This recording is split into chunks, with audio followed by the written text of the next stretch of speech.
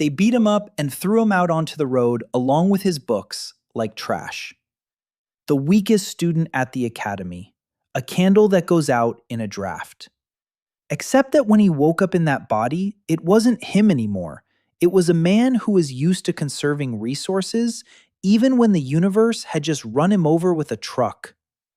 The first thing Ethan Reese feels is the taste of dirt on his tongue. Wet grass creeps into his mouth. His lungs burn as if someone had poured boiling water inside them and forgotten to turn it off. He opens his eyes and sees a purple sky. Not sunset, not sunrise, violet like a bruise after a hard blow. And two white moons hang over the horizon like a pair of dead eyes. He takes a breath and starts coughing. The body feels foreign. His arms are thin. His fingers are long and weak. His ribs stick out beneath his skin. The last thing he remembers is the blinding light of the headlights, the sound of the impact, and the thought of his mom, whom he never got around to calling.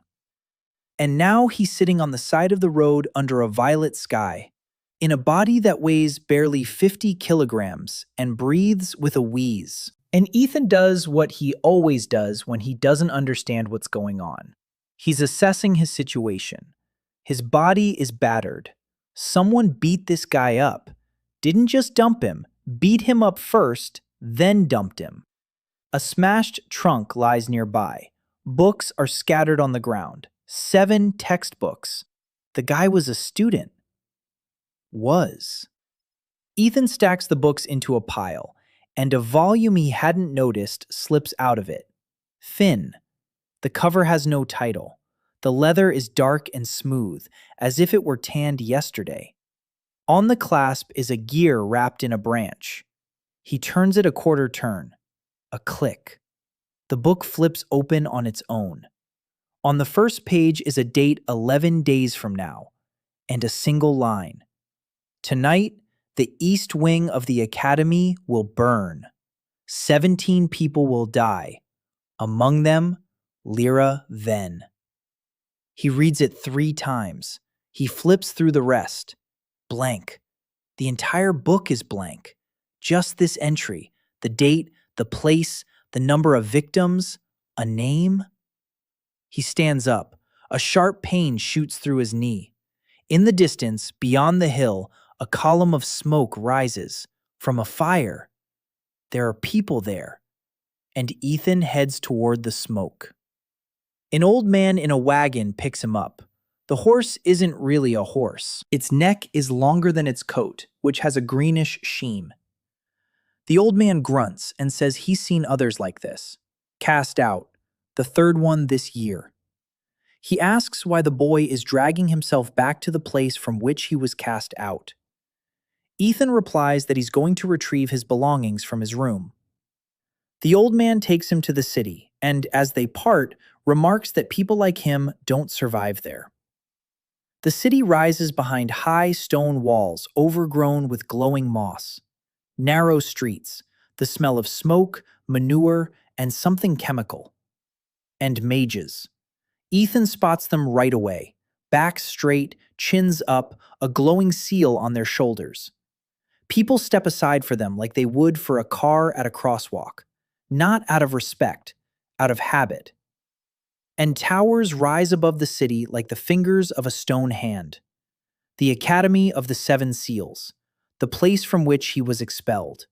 The place where, in 11 days, 17 people will be burned alive.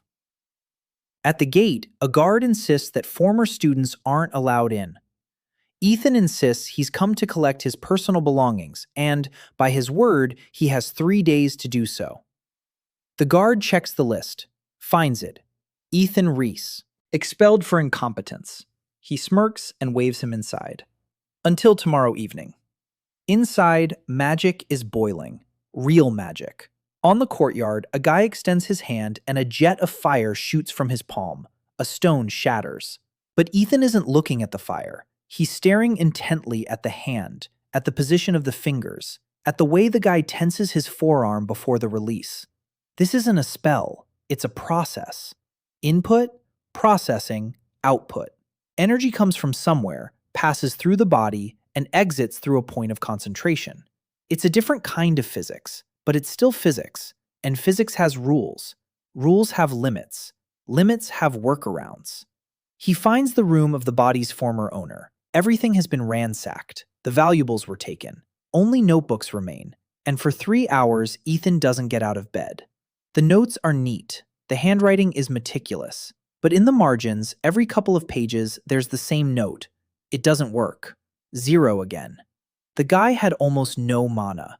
Barely enough for a spark. They called him Candle.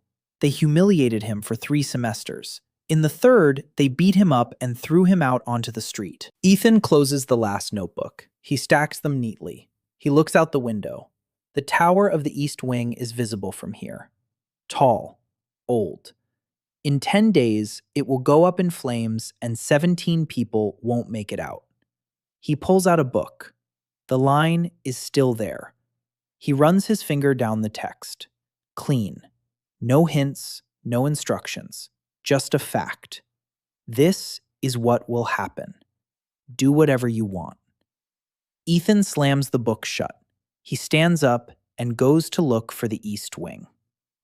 The East Wing turned out to be the oldest part of the academy. 4 stories, walls of dark stone, 2 arm spans thick, windows as narrow as loopholes, lecture halls downstairs, living quarters for second and third year students upstairs. Ethan walked around the perimeter of the building in 20 minutes. He counted the windows. He counted the doors. He counted the staircases. 2 staircases. 1 grand staircase by the main entrance, 1 service staircase in the backyard. For a 4-story building housing 150 people, 2 staircases are a death sentence in the event of a fire. He went inside. The main staircase was wide but made of wood. The steps creaked. The banisters were dry as tinder. A single spark, and the staircase would be ablaze in a matter of minutes. The service staircase was stone but narrow. 2 people couldn't pass each other. In a panic, people would trample each other even before the smoke reached the upper floors.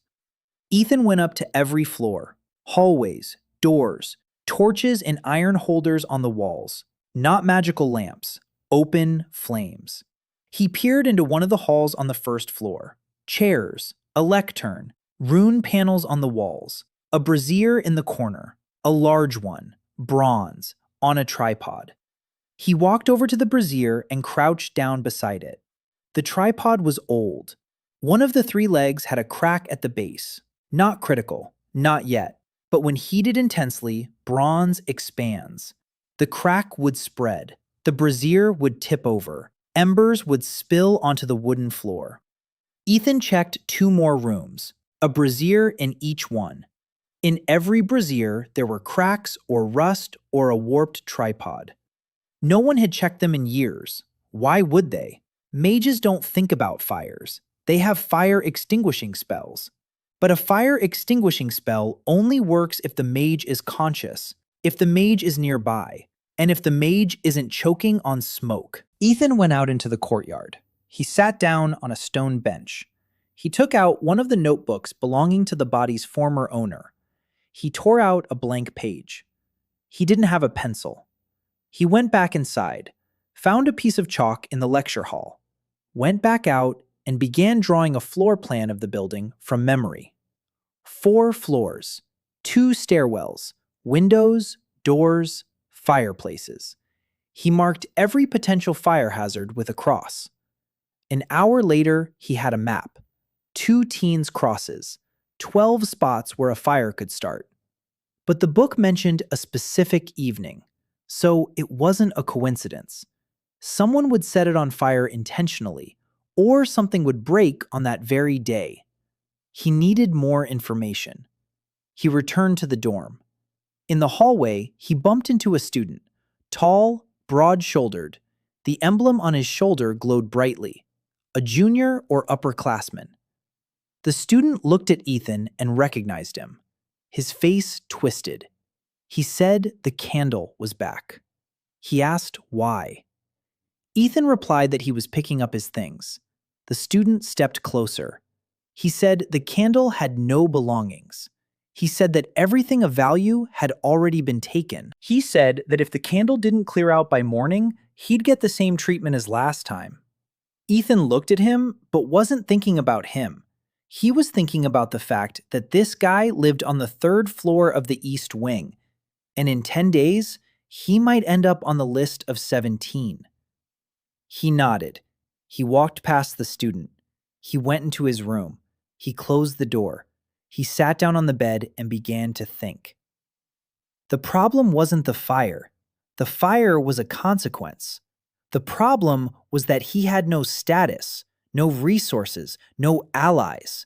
He was a nobody, a dropped-out student with no mana in a body that breathed with a wheeze. Even if he found the source of the fire and eliminated it, no one would believe him. No one would listen. They'd just kick him out again. He needed leverage, a point of entry, someone who would listen and who had the power to act. Ethan opened the notebooks again. He reread the entries, the names of the professors, the names of the students, the schedule. The body's former owner had been meticulous. He wrote everything down, even rumors. On the last pages of one of the notebooks, Ethan found what he was looking for. An entry about the Academy's forge. Master Blacksmith Boulder Kane, 72 years old. He's been working at the Academy for 40 years. He makes armor and ritual weapons for upperclassmen, the only craftsman permitted to remain on Academy grounds permanently. The body's former owner had visited him several times. He'd asked to be taught the basics of working with metal. Boulder had refused. He'd said the guy had hands like a girl, and it would be a waste of time. But he hadn't kicked him out. That was important. He hadn't kicked him out. Ethan went to bed. His whole body ached all at once.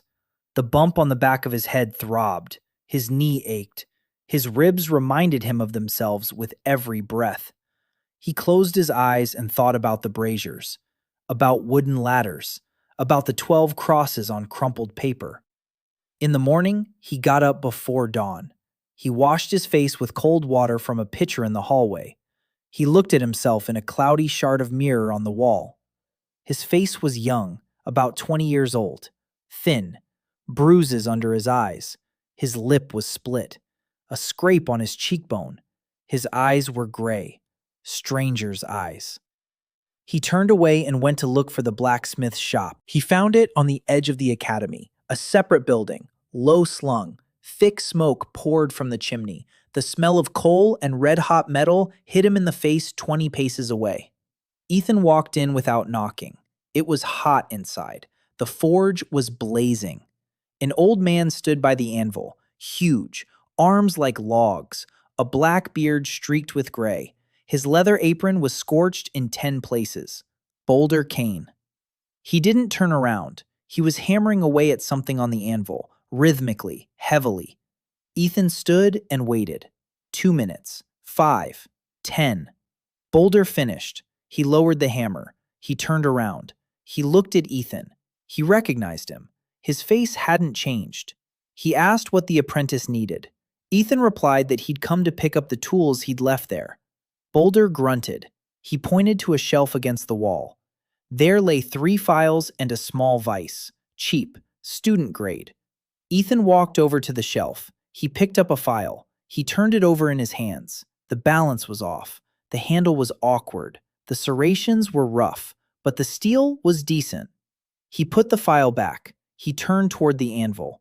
A shoulder pad lay on it, a beautiful one, expensive, with a rune on the surface. A rune of enhancement. Ethan had seen ones like this in his notebooks, but this rune was dull, almost lifeless, and a crack ran down the center of the shoulder guard. Thin but long, from the top edge to the middle. Boulder caught his gaze. He said it was a commission from the heir to a ducal house. He said he'd been working on it for 3 days and couldn't fix it. When soldered, the rune goes completely dark. The client is coming tomorrow. If the shoulder guard isn't ready, there will be trouble. Ethan stared at the shoulder guard. 10 seconds. 20. He saw a crack. He saw the rune. He saw the fasteners. He saw the buckle on the inside.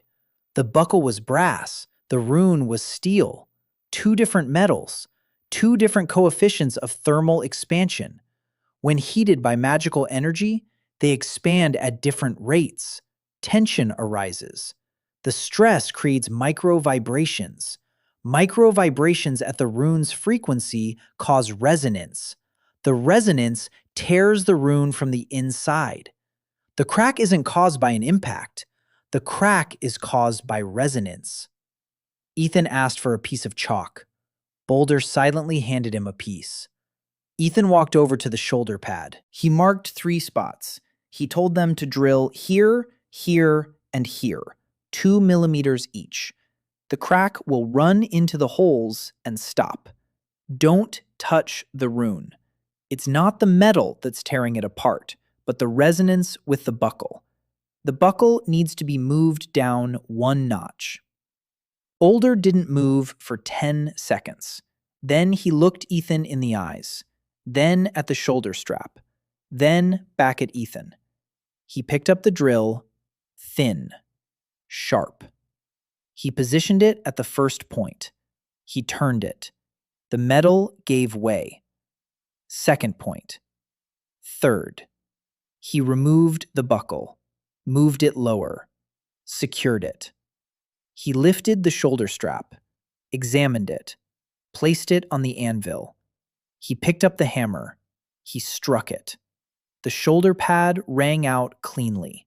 The rune flared up, brightly, evenly.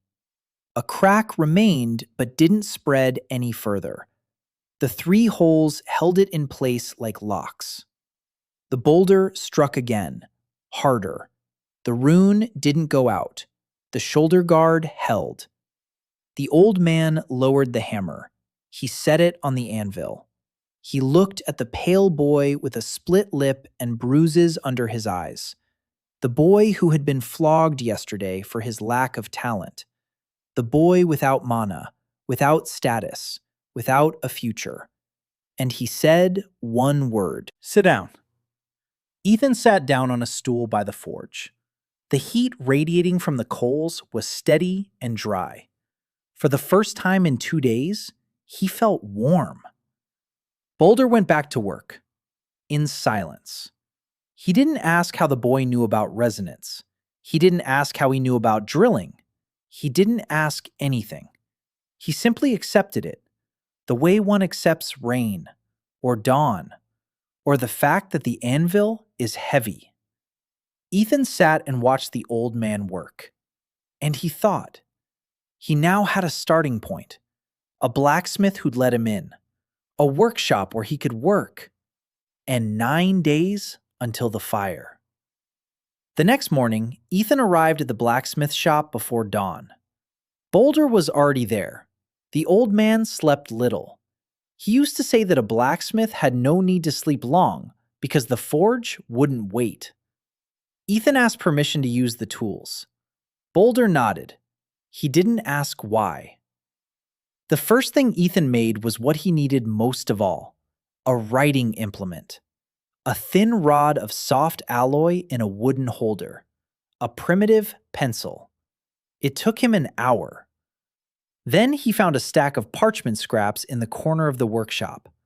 Boulder had used them for notes on orders. Ethan took a few blank sheets and began to sketch. A complete plan of the East Wing, all 4 floors, from memory. Every door, every window, every staircase, every brazier.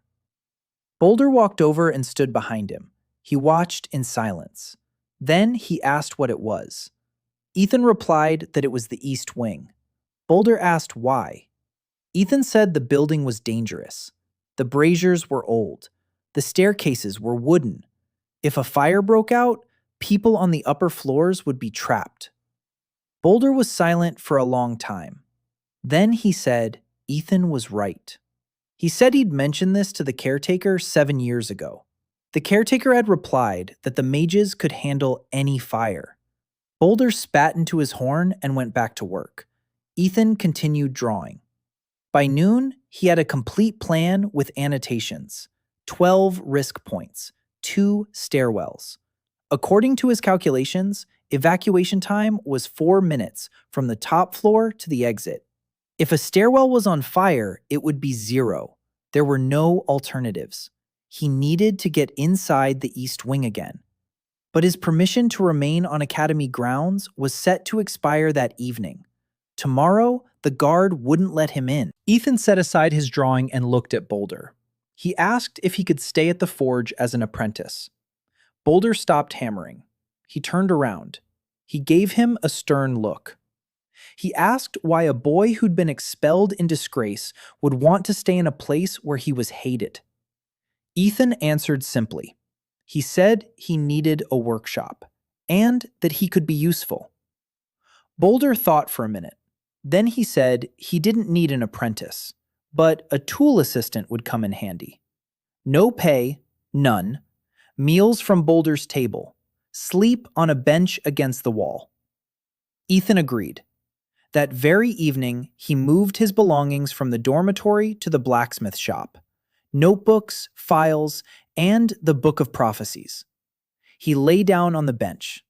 The bench was hard, but there was a forge nearby, and it gave off warmth. And the ceiling didn't leak. It was better than the side of the road.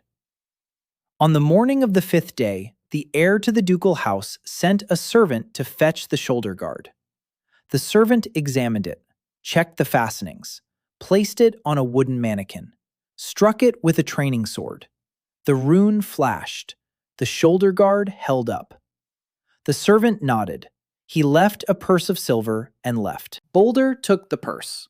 He counted the coins. He set aside a third and handed it to Ethan. Ethan wasn't expecting it. He wanted to refuse.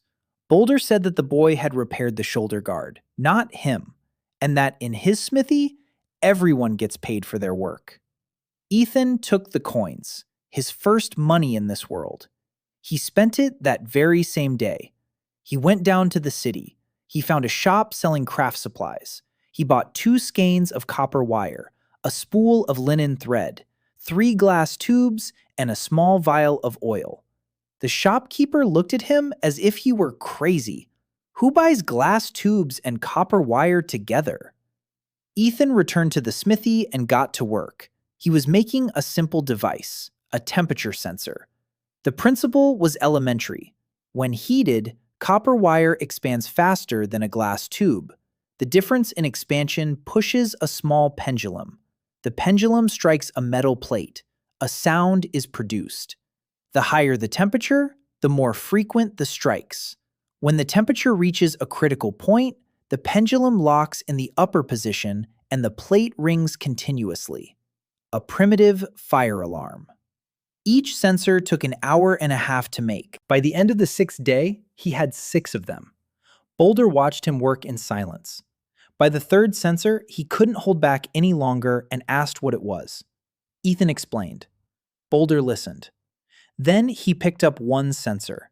He turned it over in his hands. He held it up to his ear. The copper inside the tube vibrated. The pendulum swung. Thump. Thump. Knock, knock, knock. The closer it was to the fire, the faster it went. Boulder moved the sensor away from the forge. The pendulum slowed down. It stopped. The old man looked at Ethan. There was something new in his eyes. Not surprise, recognition. As if he'd seen something he'd been waiting for a long time, but hadn't believed he'd ever see. He said nothing. He returned the sensor. He went back to the anvil. But from that day on, he stopped calling Ethan a kid. On the 7th day, Ethan began installing the sensors. The problem was how to get into the East Wing. Technically, he was the blacksmith's assistant. He wasn't supposed to have access to the academic buildings. But Boulder did have access. The blacksmith maintained the locks and hinges throughout the academy. Ethan offered to help him. He said he could check the hinges in the East Wing while Boulder was busy with orders. Boulder agreed. He gave him a set of tools and a craftsman's pass, a piece of paper stamped with the blacksmith's seal. Ethan entered the East Wing as a member of the maintenance staff. invisible. Students walked past him. No one paid any attention to the guy in a dirty apron carrying tools. A craftsman, below their notice. It was perfect. He installed sensors in every hall. He hid them behind the braziers, under the windowsills, in wall niches. Small, inconspicuous. A glass tube, copper wire, a pendulum. In 2 days, he installed all 6, one on each floor, 2 additional ones on the first floor, where the braziers were in the worst condition. On the 8th day, something happened that he hadn't expected. He was kneeling in the 3rd floor lecture hall, securing the last sensor under the windowsill. The door opened. A girl walked in. Young. Her light hair was pulled back into a casual ponytail. An open face. Freckles. Dressed in a second-year student's uniform. She was carrying a stack of books that reached above her chin. She didn't see Ethan. She tripped over his leg. The books flew to the floor. She started coughing. For a long time. Hard. The cough came from deep within her lungs, dry and raspy. Ethan stood up and began gathering the books. She kept coughing. She bent over double. She clutched her throat. Her face turned pale. A minute later, the coughing stopped. She straightened up. Her eyes were teary. Her cheeks were red. She apologized. Ethan handed her the books. She said thank you and immediately started talking. Quickly. A lot. She asked who he was. She asked what he was doing under the windowsill. She asked why there was a glass tube on the floor. Ethan said he was checking the window hinges. She looked at him closely. She said that window hinges didn't look like glass tubes with wire inside. Ethan said nothing. She smiled. She held out her hand. She introduced herself. Lyra Venn.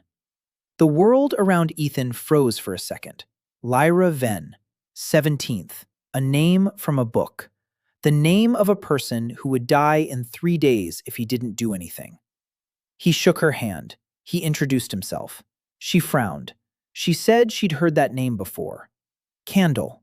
Then she immediately added that she felt awkward and hadn't meant to offend him. Ethan said he wasn't offended. Lyra started talking again. She explained that she was a sophomore, that her major was alchemy, that she'd had a cough for a long time and it wasn't contagious, just that her lungs were weak.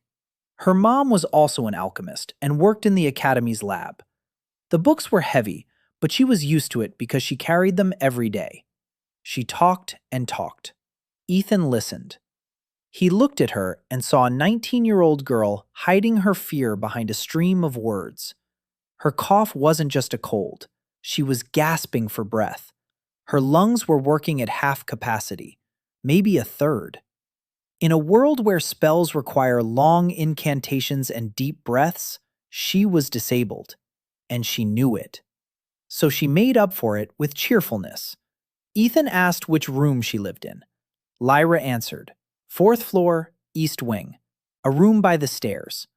4th floor, a wooden staircase, a narrow hallway.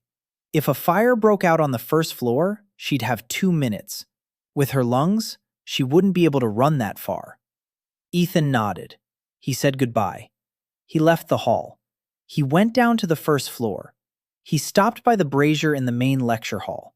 He sat down. The crack in the tripod had widened. He could see it. Over the course of a week, the crack had grown by a millimeter. The brazier was used every day. Heating, cooling, heating, cooling. Metal fatigue. In 3 days, during the evening heating cycle, the tripod might not hold. The brazier would tip over. The coals would fall onto the floor. The floor was wooden, saturated with oil from decades of polishing. It will burst into flames instantly. The fire will reach the staircase in minutes. The wooden staircase will act as a chimney. The draft will pull the fire upward. 4th floor, Lyra Venn. He had found the source. Now he had to eliminate it. 3 days before the fire. Ethan stood in the forge and thought. The problem seemed simple. Remove the brazier, replace the tripod, fix the crack. Any of these actions would prevent the fire. But the problem wasn't the brazier. The book didn't show coincidences. It showed what was going to happen.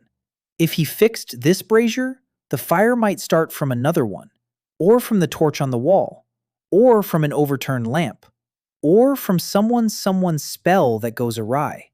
He didn't know the rules by which the book operated. It showed inevitability or probability, a fixed outcome, or one of several possible outcomes. The difference between these two options determined his entire strategy. If a fire was inevitable, then repairing the brazier was pointless. The fire would find another path.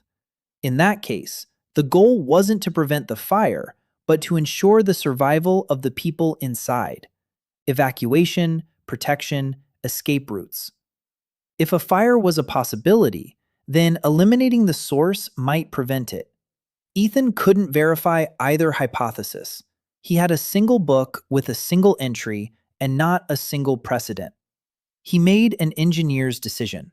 Work on both scenarios simultaneously. Fix everything that can be fixed, and prepare an evacuation plan in case the repairs don't help. Boulder noticed that the young man had changed. He'd become faster. His movements were more abrupt. He slept 4 hours a night. He ate on the go. He worked at the workbench until late at night. The old man didn't ask questions. He simply left a bowl of food next to Ethan every evening. First task, the braziers. In a single day, Ethan fashioned 6 new tripods from the forge's supplies. Simple, sturdy, with a wide base and a low center of gravity. It would be difficult to tip over such a tripod, even on purpose. Under the pretext of servicing the hinges, he entered the eastern wing and replaced the tripods on the 3 most dangerous braziers. He took the old ones with him. The remaining 3 braziers were in halls that weren't scheduled for use that evening. He checked the schedule twice. Second area, the staircases. He couldn't replace the wooden grand staircase, but he could make it less flammable. In the notebooks of the body's former owner, he found a record of a wood impregnation formula, an alchemical one. The locals used it for ship masts. It made the wood resistant to moisture. Ethan modified the recipe. He removed one component. He added potash he'd bought in town. The resulting mixture didn't make the wood non-flammable, but it slowed the ignition from seconds to minutes. He treated the steps of the grand staircase that night. He worked for 4 hours with a lantern clenched between his teeth and a horsehair brush in hand. By morning, the staircase looked the same, but it smelled slightly different. But now the steps wouldn't catch fire right away. Option 3. Evacuation. The 4th floor, the most dangerous. If both stairwells are on fire, the only way out is through the windows. The 4th floor is high up. A jump means broken bones or death. Ethan did the math. The floor height was about 3.5 meters. 4 floors is 14 meters. He needed a rope, a ladder, or something to slow his fall. He didn't have a rope long enough. He couldn't set up a ladder outside the building without being noticed. But he could do something else. A descent. He'd seen the design in his grandfather's books. The simplest braking mechanism. A drum with a rope and a brake plate. A person holds onto the loop at the end of the rope. The rope unwinds from the drum. The plate creates friction and slows the unwinding. The descent is controlled, slow, safe. It took 4 hours of work to make one drum. He was no longer just watching by this point. He was helping, silently, without asking questions, handing him tools, holding the work pieces. When Ethan burned his hand on the hot metal, Boulder silently took out some ointment and bandaged his palm. Then he returned to the anvil. By the end of the 9th day, Ethan had 3 descent drums. Each was rated for a weight of up to 80 kilograms. The rope was made of triple-braided linen cord. The brake plate was made of bronze. He tested each one.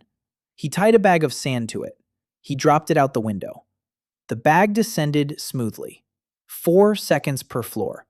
That meant 16 seconds from the 4th floor to the ground. Acceptable. Installing the drums in the east wing discreetly was more difficult than installing the sensors. The sensors were small. The drums were the size of a head. Ethan found a solution. On the fourth floor, at the end of the hallway, there was a storage room. It was locked. It wasn't being used. The lock was... Ethan opened it in 2 minutes.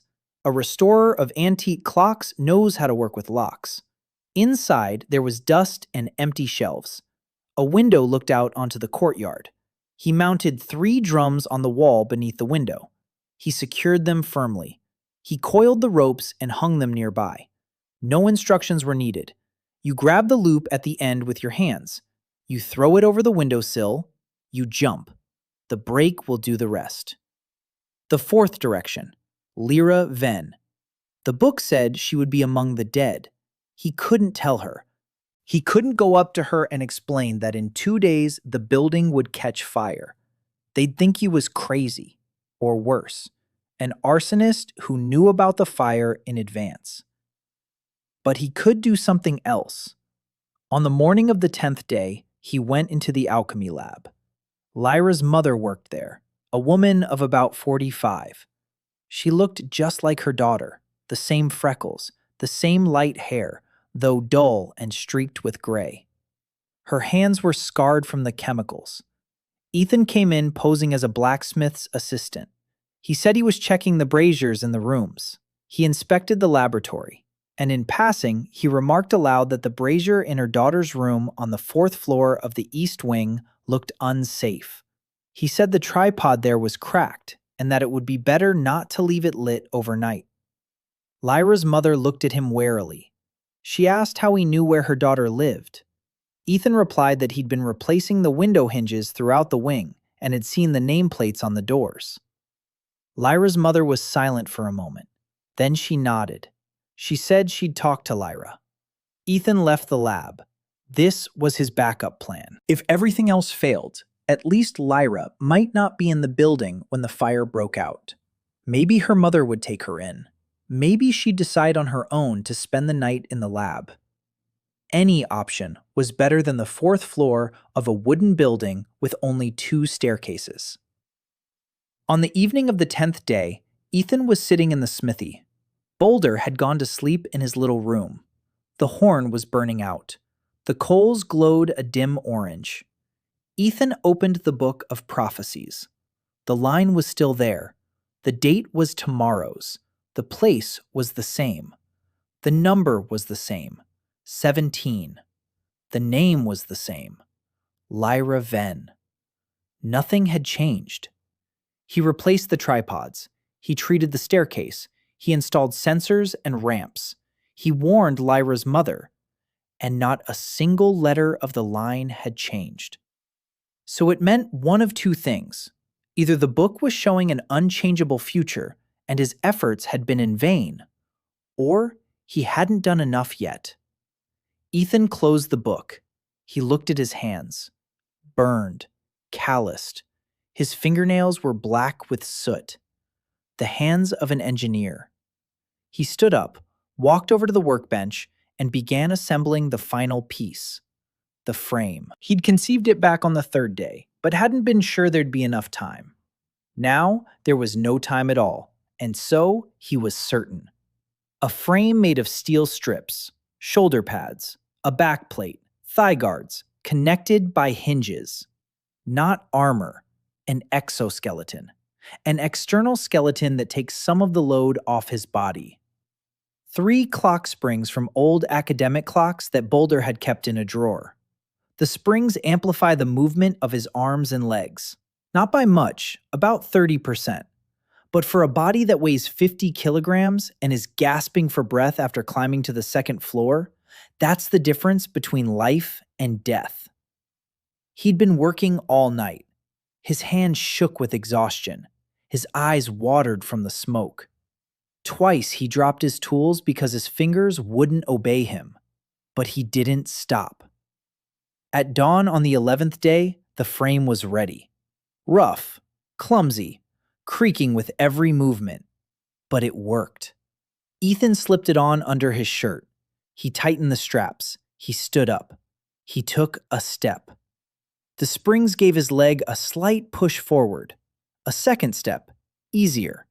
He raised his arm. The spring on his shoulder helped. Not strength, support.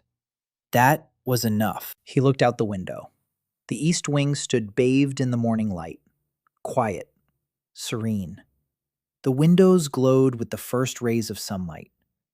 Somewhere on the fourth floor, Lyra Venn was getting ready for class. Ethan checked the exoskeleton's fastenings. He tightened the strap on his left shoulder and waited for evening to come. The evening of the 11th day arrived like a death sentence.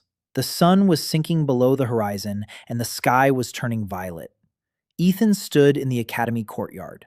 The exoskeleton under his shirt pressed against his shoulders. The springs creaked slightly with each breath. He looked at the east wing and counted the windows. Lights were on in almost every one. The students were inside. Evening classes would begin in an hour. The lecture halls on the first and second floors would fill up. The dorm rooms on the third and fourth floors would be half empty.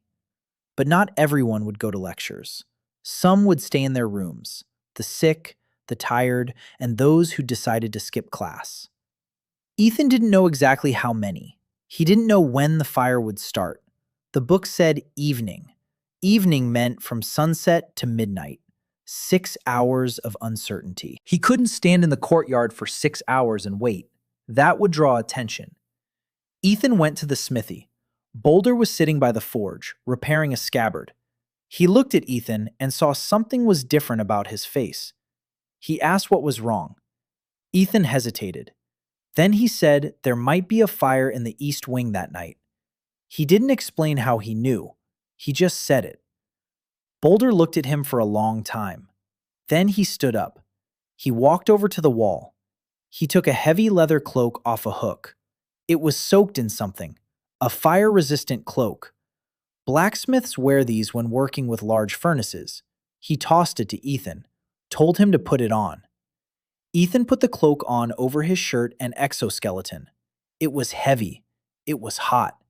But the cloak didn't burn. Boulder took a second cloak for himself. He put it on. He picked up a blacksmith's hammer from the floor. Not a working one, a battle hammer. An old one, with runes on the head. He looked at Ethan and said he was going with him. Ethan wanted to object. Boulder cut him off.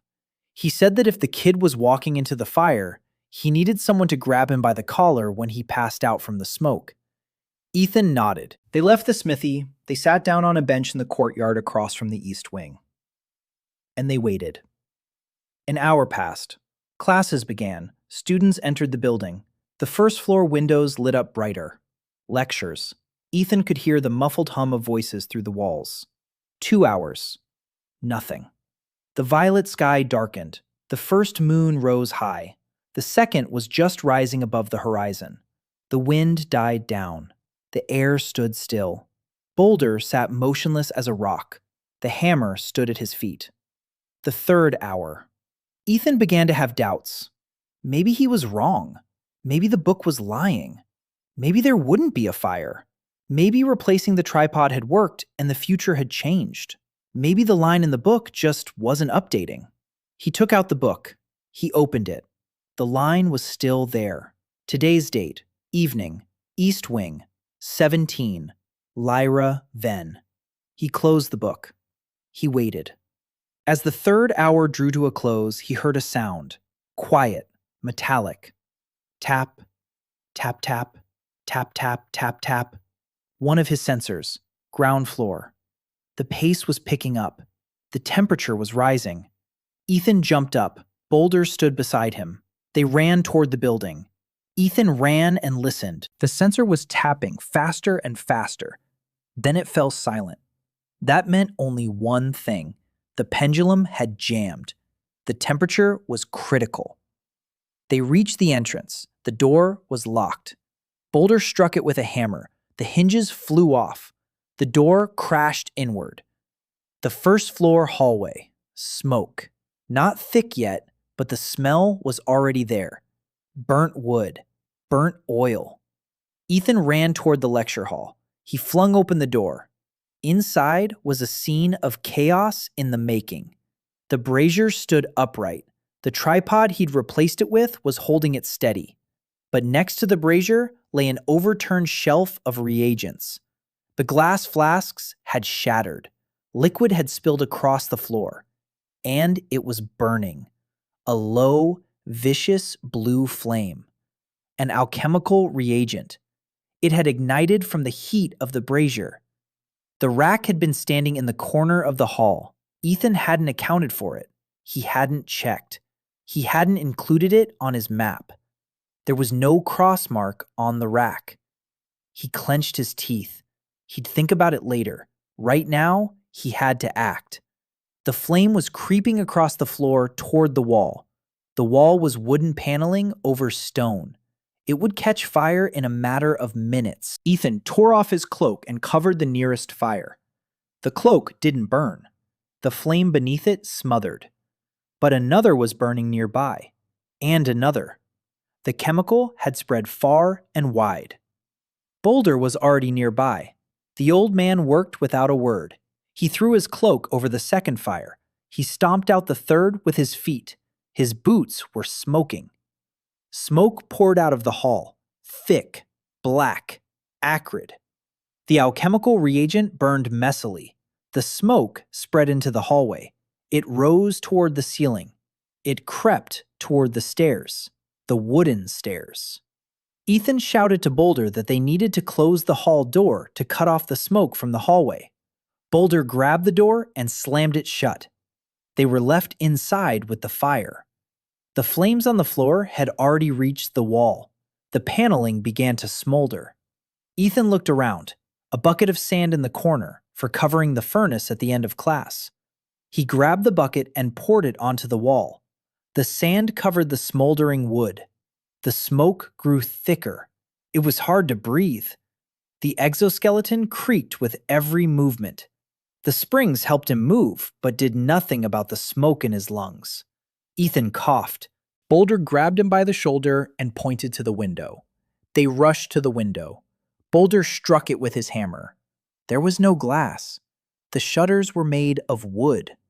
The hammer went through them as if they were paper. Fresh air rushed in, and with it, oxygen. The flames on the floor flared up brighter. A mistake. A classic mistake. Feeding the fire with oxygen through the ventilation system. Ethan knew that. But they had no choice. Without air, they would have suffocated in a minute. Now they had a few minutes, but the fire had grown stronger. Boulder didn't waste time cursing. He turned around.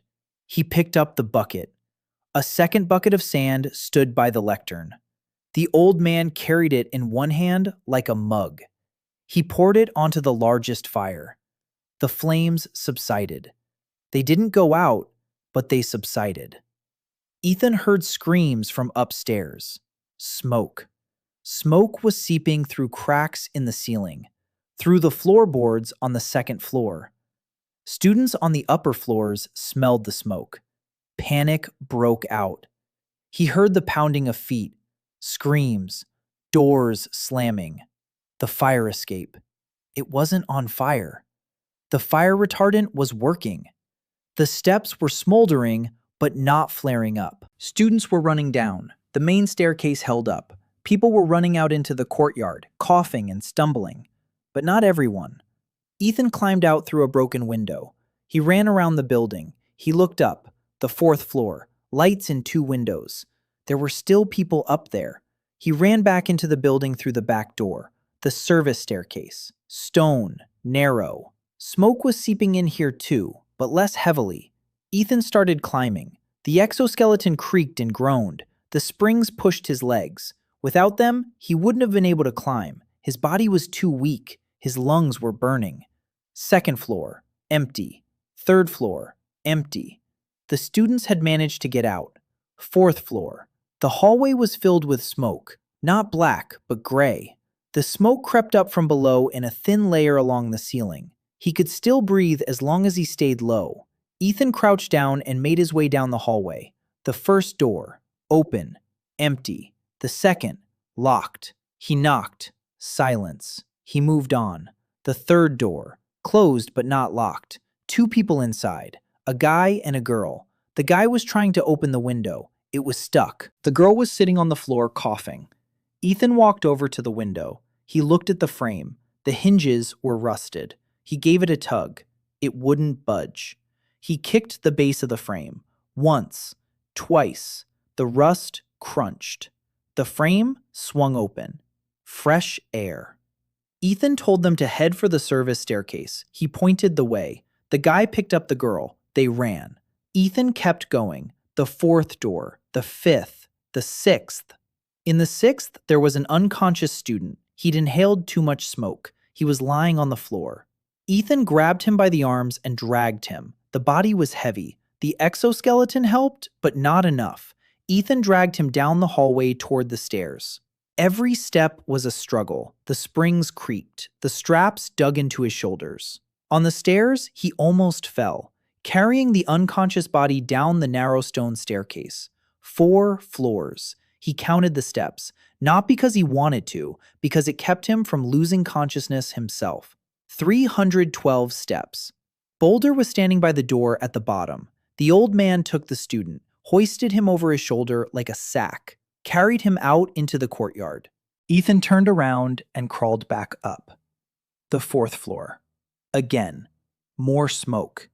The layer of smoke near the ceiling had dropped lower. Now he had to crawl instead of ducking. Ethan crawled down the hallway. The 7th door. The 8th. The 9th. In the 9th, he found 2 more people, a young woman and an old man. The old man was a teacher. His leg was broken. He'd fallen while running toward the exit. The girl couldn't lift him. Ethan stepped in. He helped the old man to his feet. He offered his shoulder.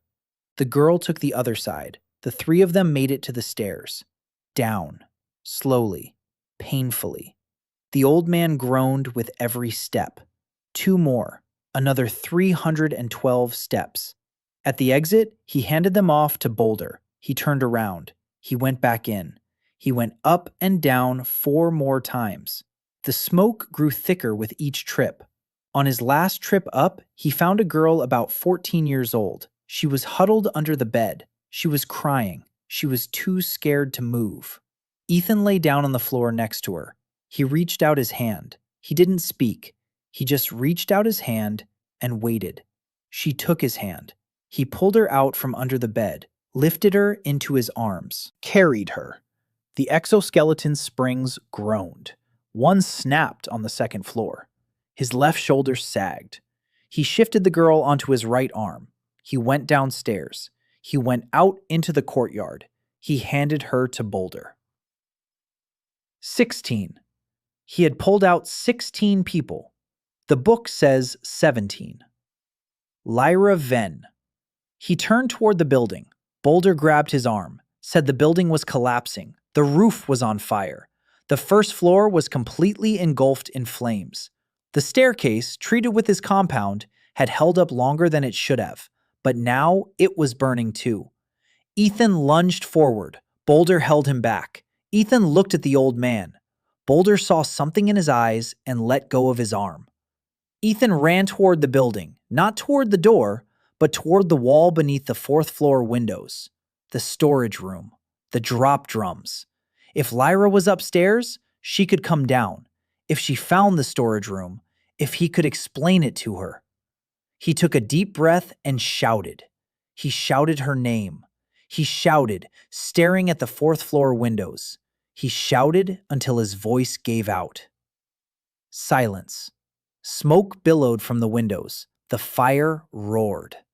And then a window opened. Not on the 4th floor, on the 1st floor, on the other side of the building. A girl leaned out of the window. Blonde hair, freckles. She was coughing so hard she was doubled over. But she was alive. Lyra Venn had come out on her own. She hadn't been on the 4th floor. She'd been in her mother's lab on the 1st floor in the opposite wing, because her mother had told her that evening not to spend the night in her room, because some guy in a dirty lab coat had warned her that the furnace was unsafe. Ethan stood in the courtyard and watched Lyra. She didn't see him. There were people around her. Someone was leading her away from the building. Someone was giving her water. She was coughing and crying and laughing all at once. 16 plus 1. Sev 16. Everyone's alive. Ethan sat down on the ground. His legs wouldn't hold him up. The exoskeleton creaked and froze. One spring snapped, another bent. The straps were frayed. His shirt was scorched on his back. His arms were covered in soot up to his elbows. He sat on the ground and stared at the burning building. Boulder stood down next to him. The old man looked down at him. He didn't say a word. He simply placed his heavy hand on Ethan's shoulder and stood beside him while the east wing burned out. An hour later, a woman approached. Ethan didn't immediately recognize her.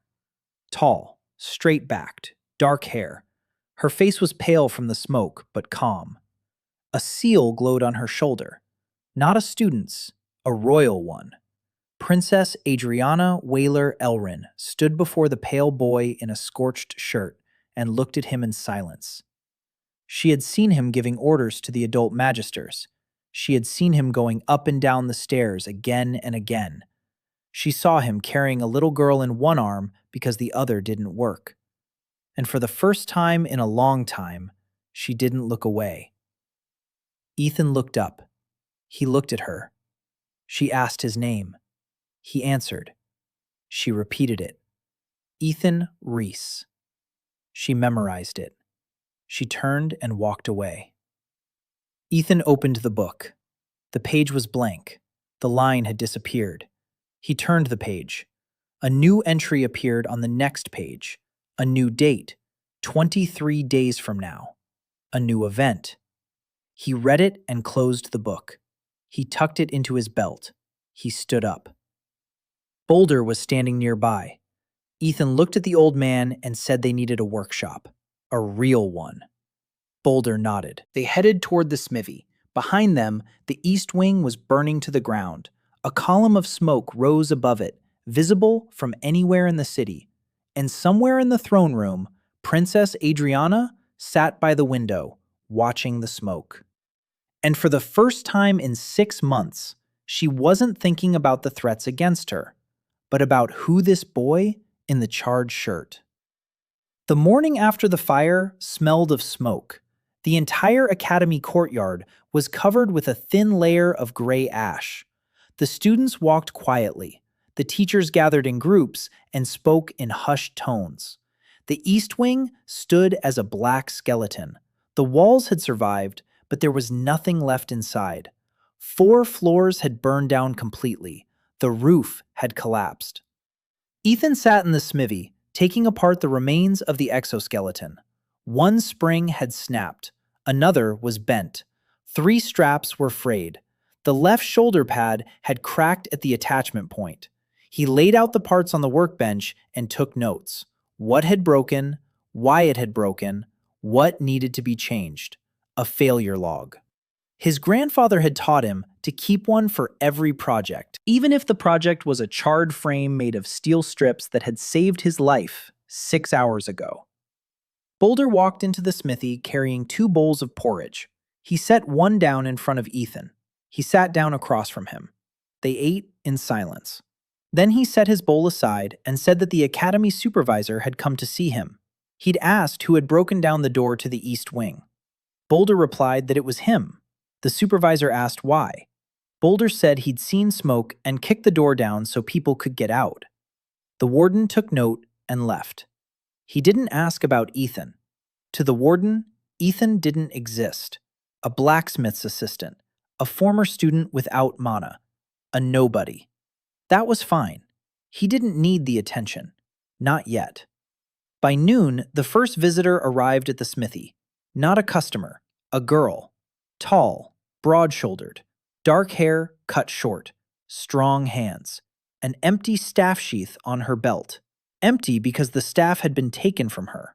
She walked in without knocking. She looked at Boulder. Boulder stood up. Ethan saw the old man's face change. The harsh lines around his mouth smoothed out. His eyes softened. He called her by name. Evelyn. His daughter. Evelyn Kane. She gave her father a brief hug. With one arm.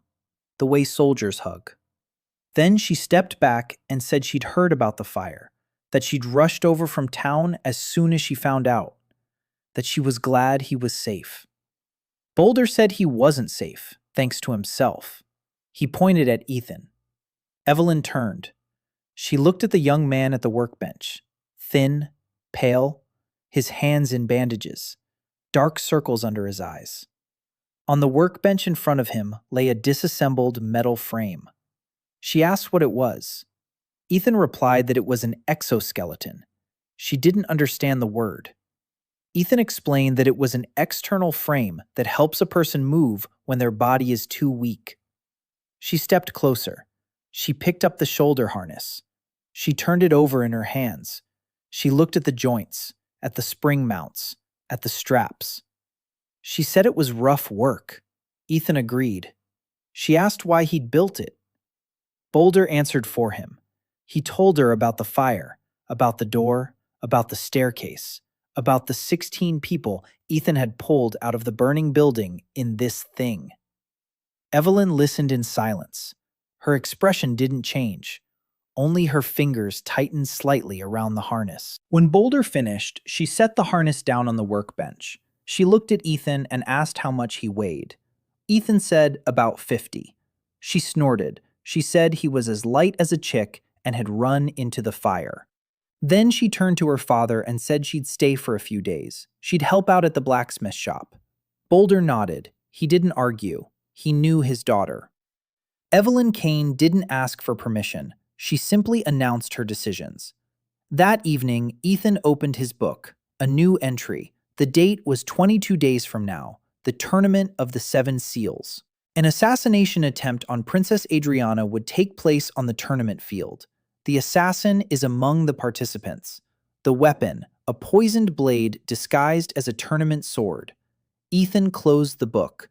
22 days, the tournament, the assassination attempt. He knew nothing about the tournaments of this world. He didn't know the rules. He didn't know the participants. He didn't even know where the tournament field was. But he knew one thing. He needed armor. Not an exoskeleton, real combat armor. Not for himself, for whoever would protect the princess. The next morning, he got to work. He spent 4 hours drawing the first sketch. A full set. Breastplate, shoulder guards, arm guards, thigh guards, greaves, gloves, helmet. Every element with dimensions, with tolerances, with the material specified. Boulder stood behind him and watched, silently. When Ethan finished, the old man took the drawing. He studied it for a long time. Then he pointed his finger at the shoulder guard and said that a different seam was needed here. Ethan looked. Boulder was right.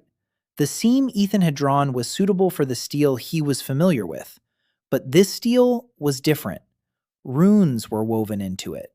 The runes altered the metal's structure, making it stronger but stiffer. A seam that works with ordinary steel would tear the runic steel. Ethan corrected it. Boulder pointed to another spot. Here too. Ethan corrected it again. They spent 2 hours like this. The old man pointed, Ethan corrected. By the end of the second hour, the drawing was twice as good as it had been at the start. Ethan realized something important. He knew the principles. Boulder knew the materials. Together, they could do what neither of them could do alone. On the third day after the fire, Lyra came to the forge. Ethan heard her cough even before she walked in. The door opened. Lyra stood in the doorway. Her face was pale. Her eyes were red. She hadn't slept. She looked at Ethan and said she knew. Ethan tensed up. She said her mother had told her about the guy in the apron who had warned them about the brazier. Lyra had found him based on the description. She'd asked a guard. The guard said the candlemaker worked at the blacksmith shop. She'd come to say thank you. Ethan replied, "You're welcome." Lyra shook her head. She said that if it weren't for him, she would have spent the night in her room on the 4th floor. With her lungs, she wouldn't have been able to make it down the stairs. She would have suffocated. Ethan said nothing. She was right. Lyra paused. Then she looked at the blueprints on the workbench. Her eyes lit up. She asked what it was. Ethan said it was armor. She stepped closer. She leaned over the blueprint. She asked why the rune channels ran parallel instead of fanning out like in a standard design. Ethan was surprised.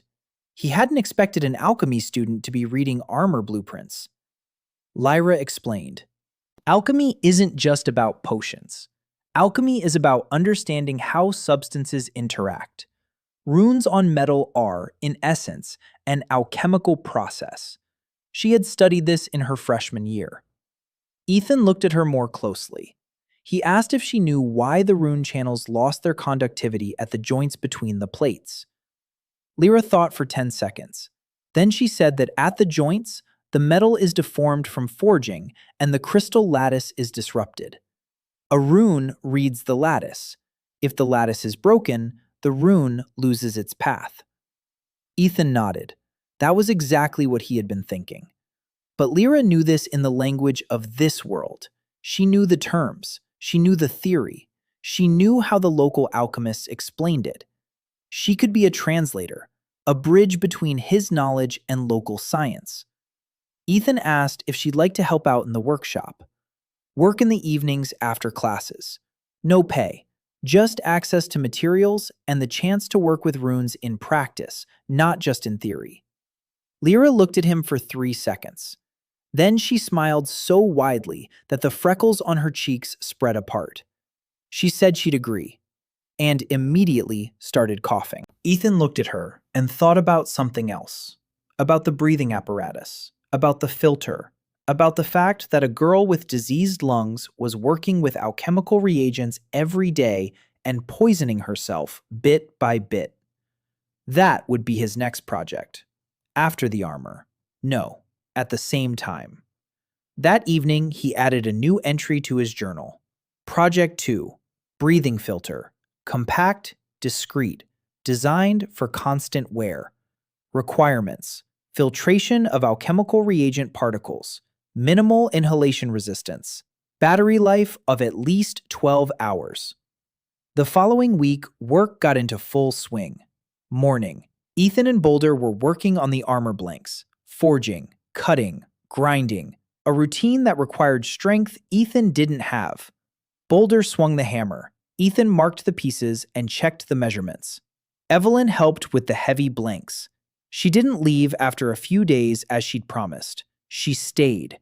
She didn't explain why. She just stayed and started working. Daytime.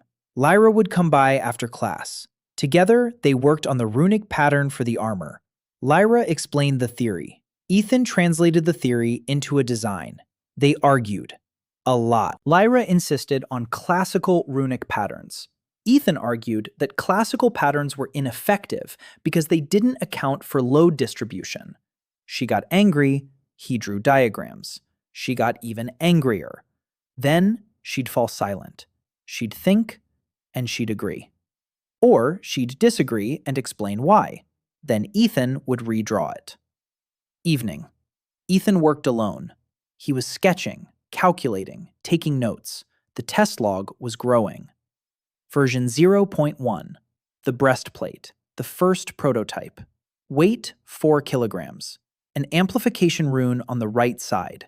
Test result. The rune fades after the third blow. Reason. The rune's mounting is too rigid.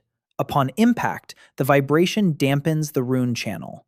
Solution. Flexible mounting via an intermediate plate. Version 0.2. Chest plate with an intermediate plate. Weight 4.2 kilograms. The rune withstands 5 blows. The 6th causes it to fade. Reason. The plate is too thin. It deforms. Solution. Increase the thickness by 0.5 millimeter. And so on.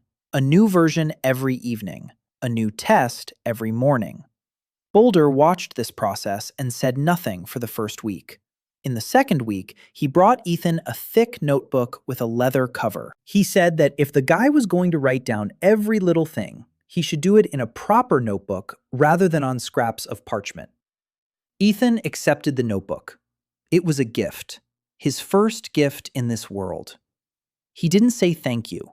He just nodded. Boulder nodded back. They understood each other. On the 12th day after the fire, a man Ethan hadn't expected visited the smithy. Tall, thin, wearing a long, dark green robe, 4 seals on his shoulders. A master, the highest rank at the academy. He entered and surveyed the workshop with a slow, deliberate gaze. His eyes lingered on the blueprints, on the work-in-progress pieces, on the test log. He looked at Ethan. He asked if Ethan was the same student who had been installing strange devices in the East Wing. Ethan didn't deny it. The master said he had found 3 of the 6 sensors in the ruins. 1 had survived. He pulled a charred glass tube with copper wire inside from under his robe. He placed it on the workbench. He asked what it was. Ethan explained how it worked.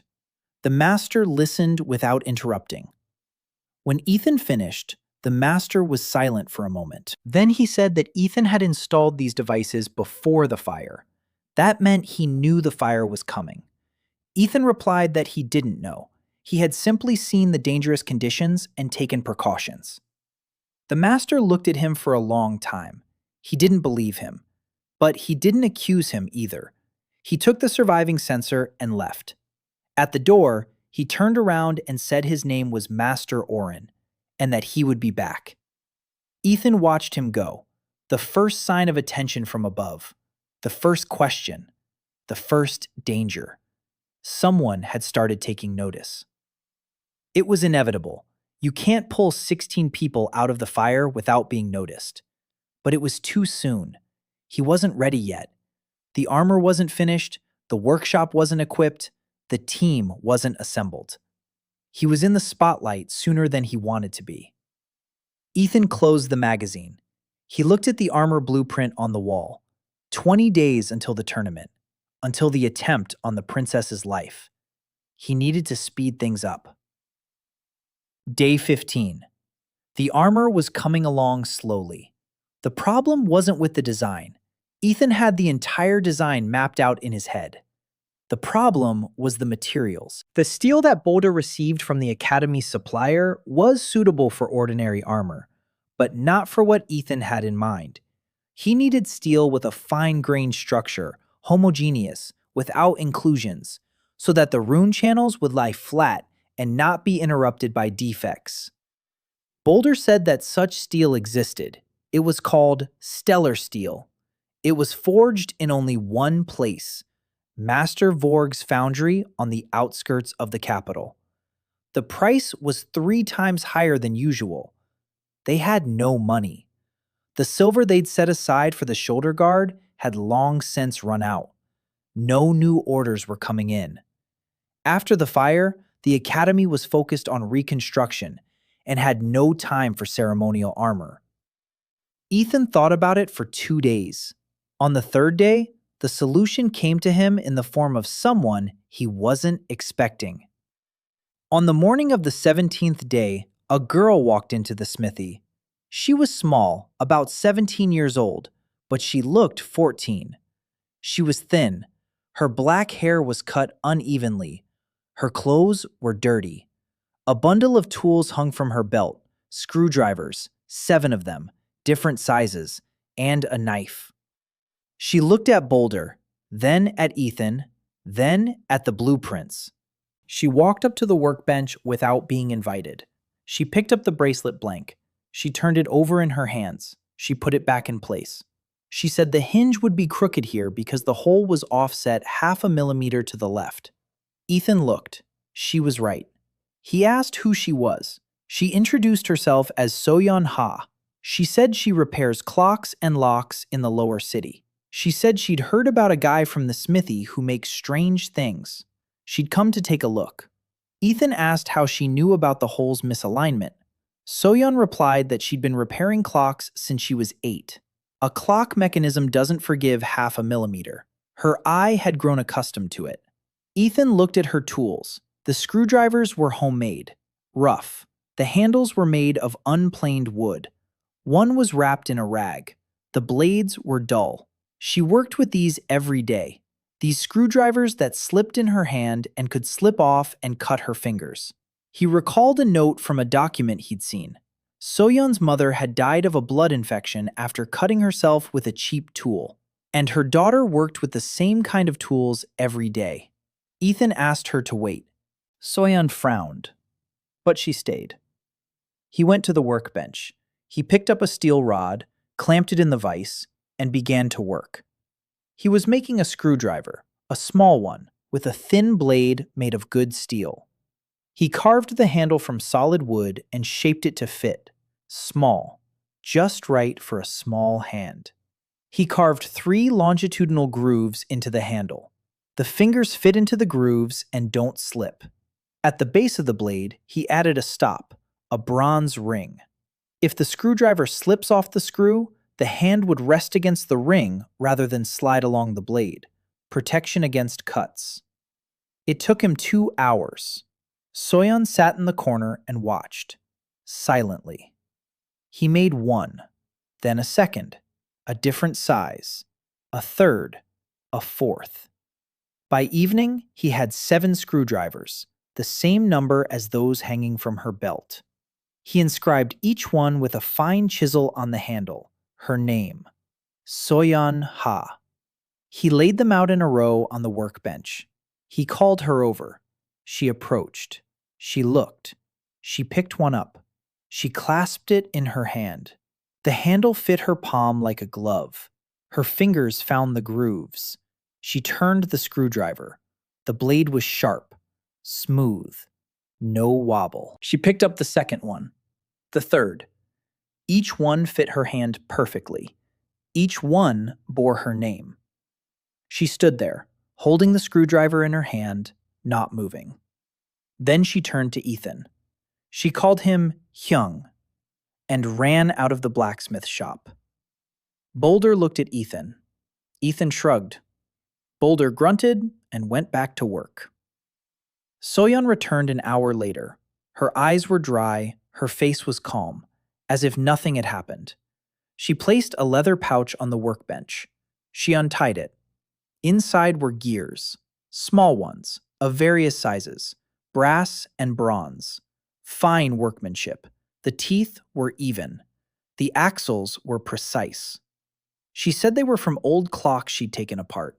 She'd been collecting the gears for years. She didn't know why. Now she knows. Ethan picked up one gear. He turned it over in his hands. The precision of the workmanship was astonishing for a workshop in the slums.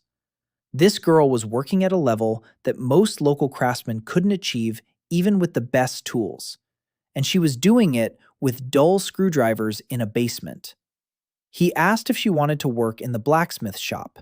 Not for food, for a share of the orders when they came in. Soyeon thought about it for exactly 2 seconds. She nodded and sat down at the workbench. From that day on, there were 4 of them: Boulder, Evelyn, Lyra, Soyeon, and Ethan. 5 people in a small smithy on the edge of the academy. Soyeon solved the problem with materials. On her second day of work, she said she knew where to get starlight steel. Not to buy it, get it. In the academy's basements, there's a storage area for old artifacts, broken, discarded, and unwanted by anyone. Among them are items made of starlight steel. They can be remelted. Ethan asked how she knew about the storage area. Soyeon replied that she had been repairing locks at the academy for 3 years. She knew every basement, every corridor, every door. And she knew which locks were on which doors, and which ones could be opened with a hairpin. Boulder said that was theft. Soyeon replied that it wasn't theft, but recycling. The items had been lying in the basement for decades, rusting away. No one would come looking for them. No one would notice. Evelyn said they would notice if they saw them. Ethan thought for a minute. Then he said they shouldn't steal. They should ask, officially, from the person authorized to dispose of the academy's property of the academy. The next day, he wrote a letter, a short one, addressed to the academy's administrative office.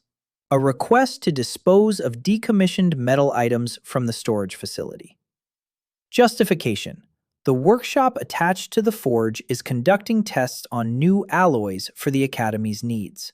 The decommissioned items have no value in their current state, but their material can be reused. Signed, Master Blacksmith Boulder Kane. Boulder read the letter. He looked at Ethan. He said the boy was cheeky. Then he signed it.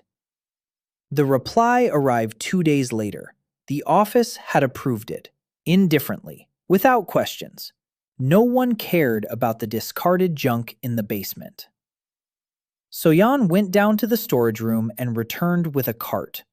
On the cart lay fragments, a cracked shield, a bent gauntlet, half a helmet, and 3 pommels from swords. And a small object that made Ethan freeze. A gauntlet. One. The right one. Made of dark metal with thin lines running along the fingers. The lines were dull, faded, but Ethan recognized them. Runic channels. Not modern. A different pattern. A different era. Older than anything he'd seen at the Academy. He picked up the glove. Turned it over. Looked at the mark inside. A small gear entwined with a branch. His heart stopped for a second. The same symbol as on the clasp of the Book of Prophecies. He was holding an artifact of the first crown, an object from the era before the schism, an object that someone had made 300 years ago. Someone with the same mark. Ethan placed the glove on the workbench, separate from the other fragments. He said it didn't need to be melted down. Boulder looked at the glove, then at Ethan. He said nothing. The rest went into the furnace. Boulder did the smelting. Ethan monitored the temperature. Evelyn helped with the bellows. Soyan kept an eye on the molds. By the end of the day, they had 20 pounds of starlight steel, pure, homogeneous, ready for forging, enough for half a suit of armor. Ethan stood by the furnace and looked at the molten metal. Light blue, almost white, so hot that the air shimmered a meter away from the crucible. An hour ago, this metal had been dead artifacts. Now it would become something new, something this world had never seen before. Boulder approached and said it was time to pour. Ethan nodded. They began. Day 22, 10 days until the tournament. The armor was taking shape. The breastplate was ready, version 0.9, the 9th iteration. The enhancement rune withstood 12 strikes. On the 13th, it dimmed but didn't go out. The shoulder guards were in the works. The bracers were still in the design phase. They hadn't started on the helmet yet. Ethan worked 18 hours a day. He slept 4. He ate when Boulder set a bowl in front of him. Evelyn had told him several times that he'd kill himself at that pace. Ethan replied that the pace was fine and returned to his workbench. He studied the first crown's gauntlet at night when the others were asleep. He sat by candlelight and examined the runic channels through a magnifying lens that Soyan had found in town. The pattern of the channels was different. Modern runes ran parallel, straight lines, simple geometry. The channels on the glove branched out, like a tree. The main trunk ran along the back of the palm. Branches extended from it to each finger. From the branches, shoots extended to each phalanx. Each shoot ended in a dot, a knot. Ethan counted 37 knots on a single glove. 37 points where runic energy gathered and waited for a command. Modern runes worked like a switch. On, off. A single effect. One function. This glove was a tool, a multifunctional one. Each combination of knots produced a different effect. But what combinations? Ethan didn't know. No instructions were included. He tried to activate the glove. He slipped it onto his hand. He clenched his fist. Nothing. He spread his fingers. Nothing. The rune was dead. There was no mana in it. And Ethan had just enough mana for a single spark, and even that only every other time. He needed a mage who understood the theory and wouldn't be afraid to work with a 300-year-old artifact. Lyra was an alchemist, not a mage. Evelyn was a battle mage, but she was unlicensed and without a wand. Without a wand, she couldn't control the flow of mana with sufficient precision. Or maybe she could. Ethan had been thinking about this for 2 days. A wand is a tool, a conductor of mana. It focuses the flow and directs it. Without a wand, a mage is like a sniper without a scope. He can shoot, but he won't hit his target. But what if you gave a mage another conductor? Not a wand, something else. Something that works on the same principle but isn't a wand and therefore doesn't require a license. On the morning of the 23rd day, Ethan laid out a blueprint on the workbench. A pair of gloves. Not First Crown gloves, new ones, his own design, with runic channels along the fingers. The channels run from the fingertips to the palm. In the center of the palm is a hub. Mana enters through the fingers. It gathers at the hub.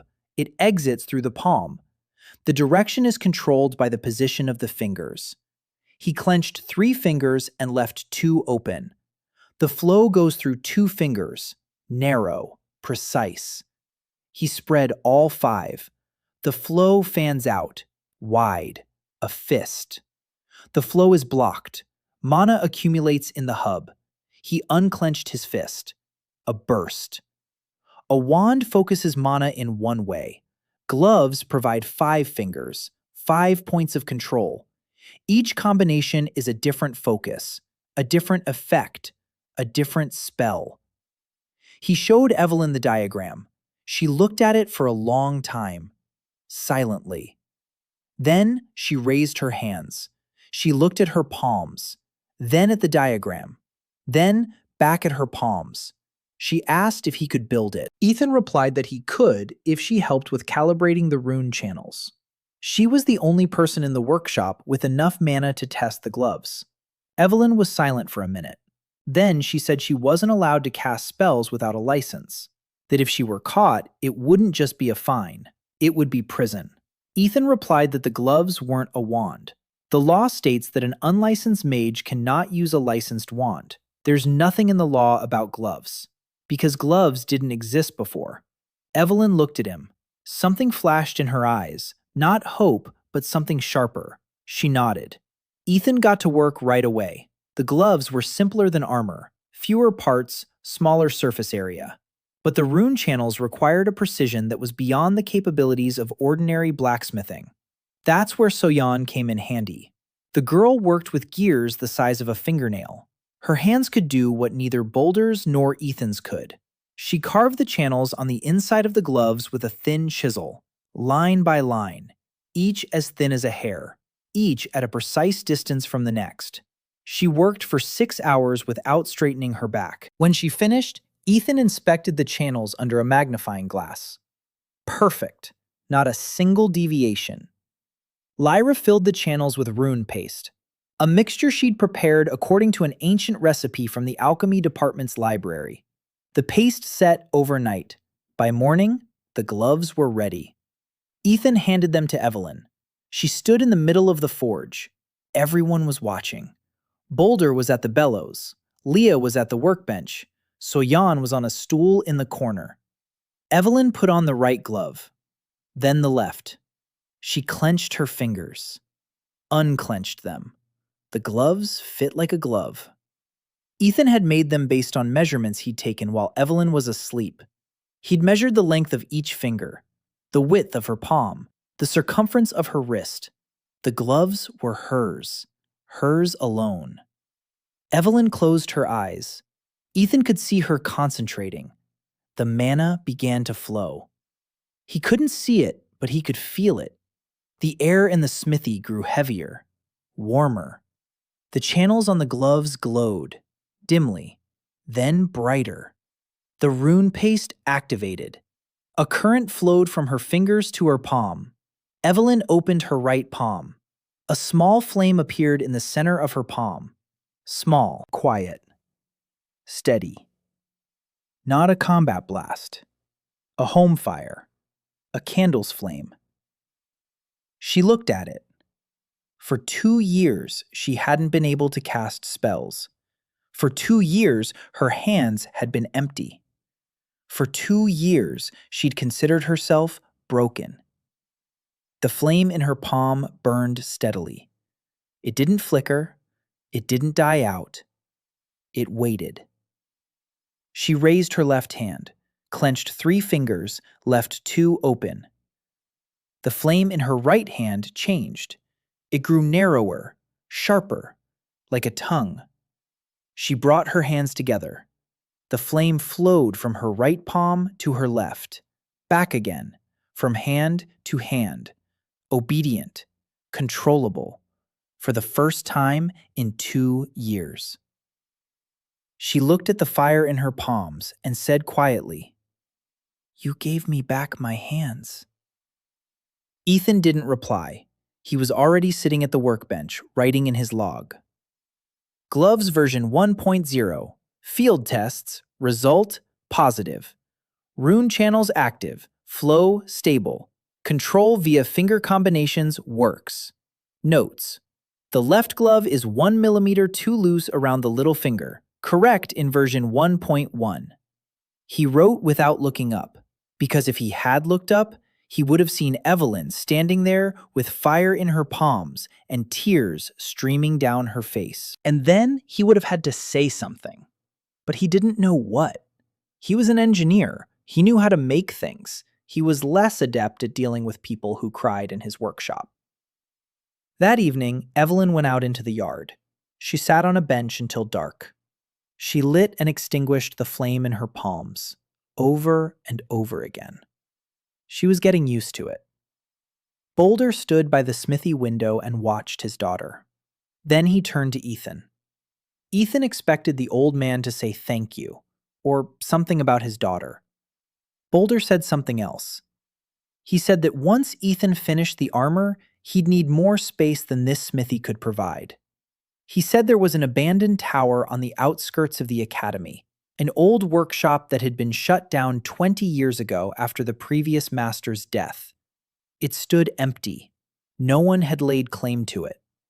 If you submit a request to the administration office, you can get permission to use it. Ethan looked at the old man. Boulder looked back at him. 2 blacksmiths. One with a hammer, 72 years old.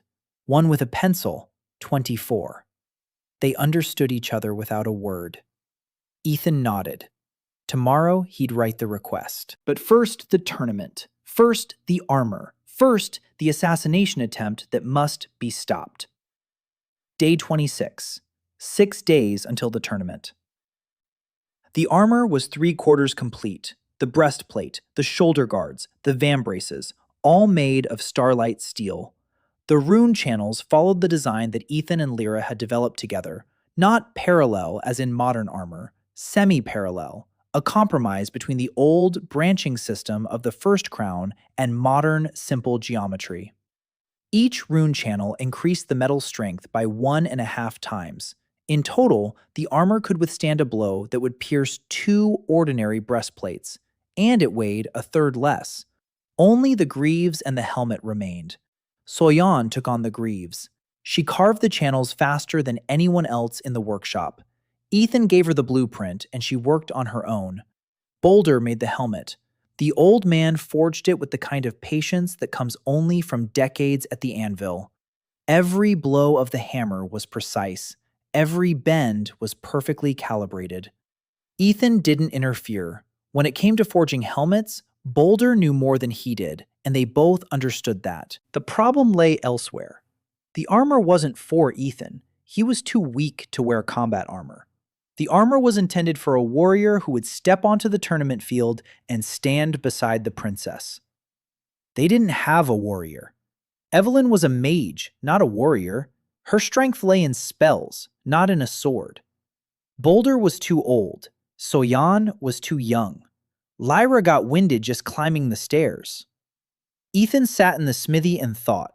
He needed a man, a real one, a fighter, a tank or a swordsman, someone who knew how to fight in armor and to whom he could entrust the princess's life. He didn't know anyone like that, but he knew who to ask. On the morning of the 27th, he went to see Evelyn. She was training in the courtyard, with gloves. The flame obediently flowed from one hand to the other. She had already mastered 4 combinations: the fire shield, the directed burst, the scattered fan, and what she called the whip, a thin, 3-meter-long stream of flame that she could wield like a blade. Ethan asked if she knew a fighter, a good one, a reliable one, who wouldn't ask unnecessary questions. Evelyn thought for a moment. Then she said she knew one person, a former colleague from the Royal Guard, Private Derek Ole, a good swordsman, disciplined. He left the Guard after being wounded. He lives in the capital and works part-time as a security guard at the market. She could pass the word on to him. Ethan asked her to bring him over. Derek arrived the next day, stocky, of average height, quiet, a scar across his left eyebrow. His right arm was slightly stiff at the shoulder, an old injury. He looked at the smithy, at the people inside, at the blueprints, at the armor on the mannequin. He walked over to the mannequin. He touched the breastplate. He tapped it with his knuckles. The sound was clear. The metal was dense. He looked at Ethan. He asked who it was for. Ethan said it was for him, if he agreed. He explained the mission. The tournament of the 7 Seals was in 5 days. Among the participants would be a man with a poisoned blade. The target was Princess Adriana.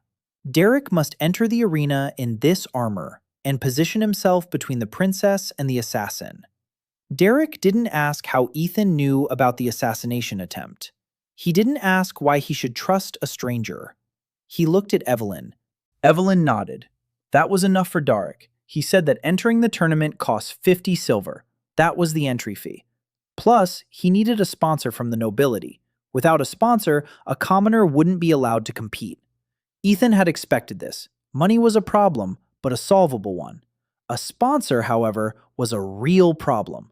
A noble who would vouch for a nameless fighter in nameless armor. Who would agree to that? The answer came that very evening. A woman whom Ethan had seen once before entered the smithy on the night of the fire. Princess Adriana, without guards, wearing a simple hooded cloak. She pulled back her hood and surveyed the smithy. Boulder stood up and bowed. Evelyn lowered her head. Darek stood at attention. Lyra froze. Soyan didn't move because she didn't recognize the princess and didn't understand why everyone had suddenly stopped breathing. Adriana looked at Ethan. She said she'd done some digging. She knew he was a former student. She knew he'd been expelled. She knew he worked in a blacksmith shop. She knew he'd pulled 16 people from the fire. She knew he was making strange armor out of remelted artifacts. And she wanted to know why. Ethan thought for 3 seconds. Then he answered. He said there would be an attempt on her life at the 7 Seals tournament. That he had armor and a fighter. That he needed a sponsor to put the fighter in the ring. Adriana's expression didn't change. She didn't flinch. She didn't turn pale. She was used to assassination attempts. 2 dead fiancés had taught her not to be surprised. She asked how he knew. Ethan said he couldn't answer that question. Adriana stared at him for a long time. The silence in the forge was so thick you could hear the coals crackling in the furnace. Then she walked over to the mannequin wearing the armor. She ran her finger along the breastplate, along the rune channels, along the shoulder guard with its hinged attachment. She knew armor. She'd been wearing it since she was 12. Ceremonial, heavy, uncomfortable. This one was different. She could tell. She asked what kind of metal it was. Ethan replied that it was starlight steel, remelted, with a new type of rune channeling. She asked what new type meant. Ethan explained, briefly, about parallel and branching channels, about compromise, about increased strength. Adriana listened. She didn't interrupt. When he finished, she nodded. She said she'd be a sponsor. She'd cover the entry fee, her seal on the application, but on one condition. If the armor works the way he says it does, then after the tournament, she wants one just like it, for herself. Ethan nodded. Adriana pulled her hood up. She walked toward the door. She stopped at the door, turned around, looked at the workshop, at the people, at the blueprints, at the forge, at the workbench piled high with tools. She said quietly that it was warm in here, as if she were surprised, and she left. Ethan stood there, staring at the closed door. Boulder approached. He said the guy had just received an order from the Crown. Ethan replied that they had to get through the tournament first. The next 5 days were the most intense of his life, of both his lives. The armor had to be finished and fitted for Darek. The greaves and helmet were ready by the 3rd day. The fitting took another 2 days. Darek came in every morning. He put on the armor. He moved around in it. He squatted. He ran. He swung his sword. Ethan watched. He took notes. Where it pinched, where it rubbed, where it restricted movement. Every evening he made adjustments. He tightened a strap. He bent a plate. He changed the angle of the hinge. By the morning of the 30th day, Derek put on the armor and didn't even feel it. He moved as if he weren't wearing any armor at all. Only the sound was different. No clanging, no grinding, just a quiet rustle of metal against metal, like a whisper. Derek said that in 20 years of service, he'd never worn anything like it. Ethan recorded it in the log. Full suit, version 1.0. Field movement tests. Result: positive. Warrior confirms full freedom of movement. No comments. Ready for combat testing.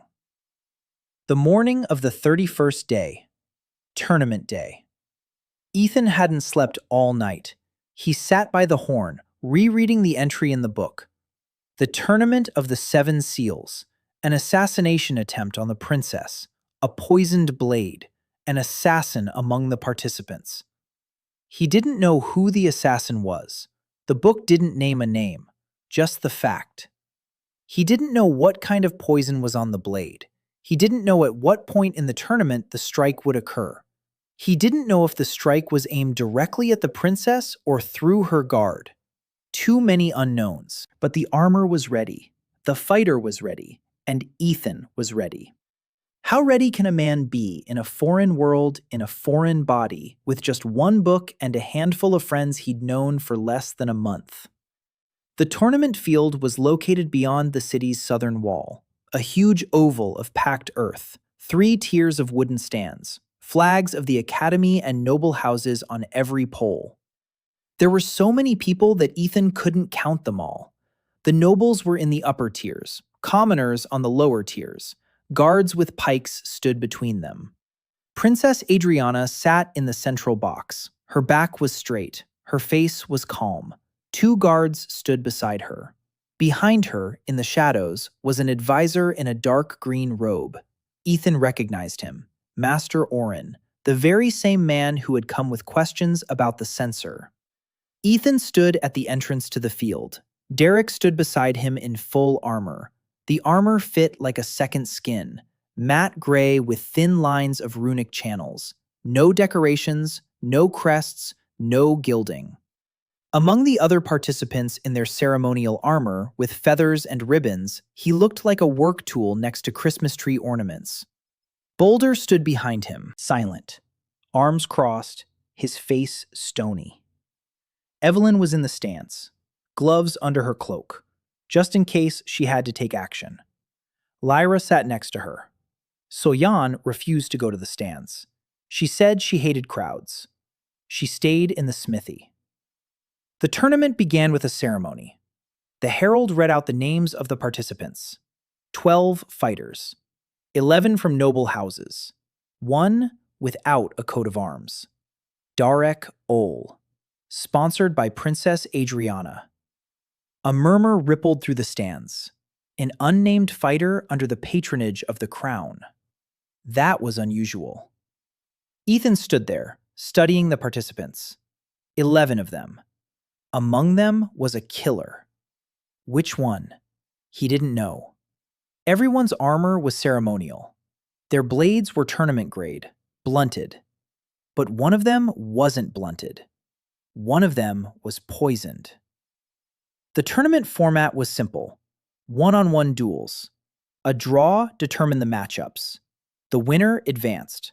The loser was eliminated. The finalist was declared the champion, and earned the right to kneel before the princess. That was the moment. Ethan realized it immediately. Kneeling. The finalist approaches the princess's box within arm's reach. With a sword, one swing, and the blade will reach her throat. The guards are nearby, but the finalist is closer.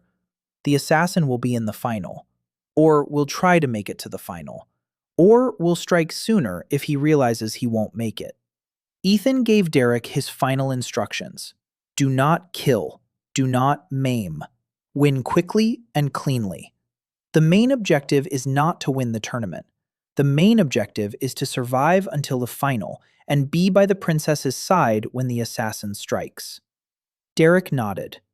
The first draw. Derek was drawn into the third pair. His opponent was a knight from House Wallen. Tall, broad-shouldered, gilded armor, a heavy sword. He looked at Derek with a smirk. Nameless, no coat of arms, in strange gray armor. The duel began at the sound of the horn. Knight Valen attacked first. A heavy, slashing blow from above. Classic style, strength and weight. Derek stepped aside. The blow missed.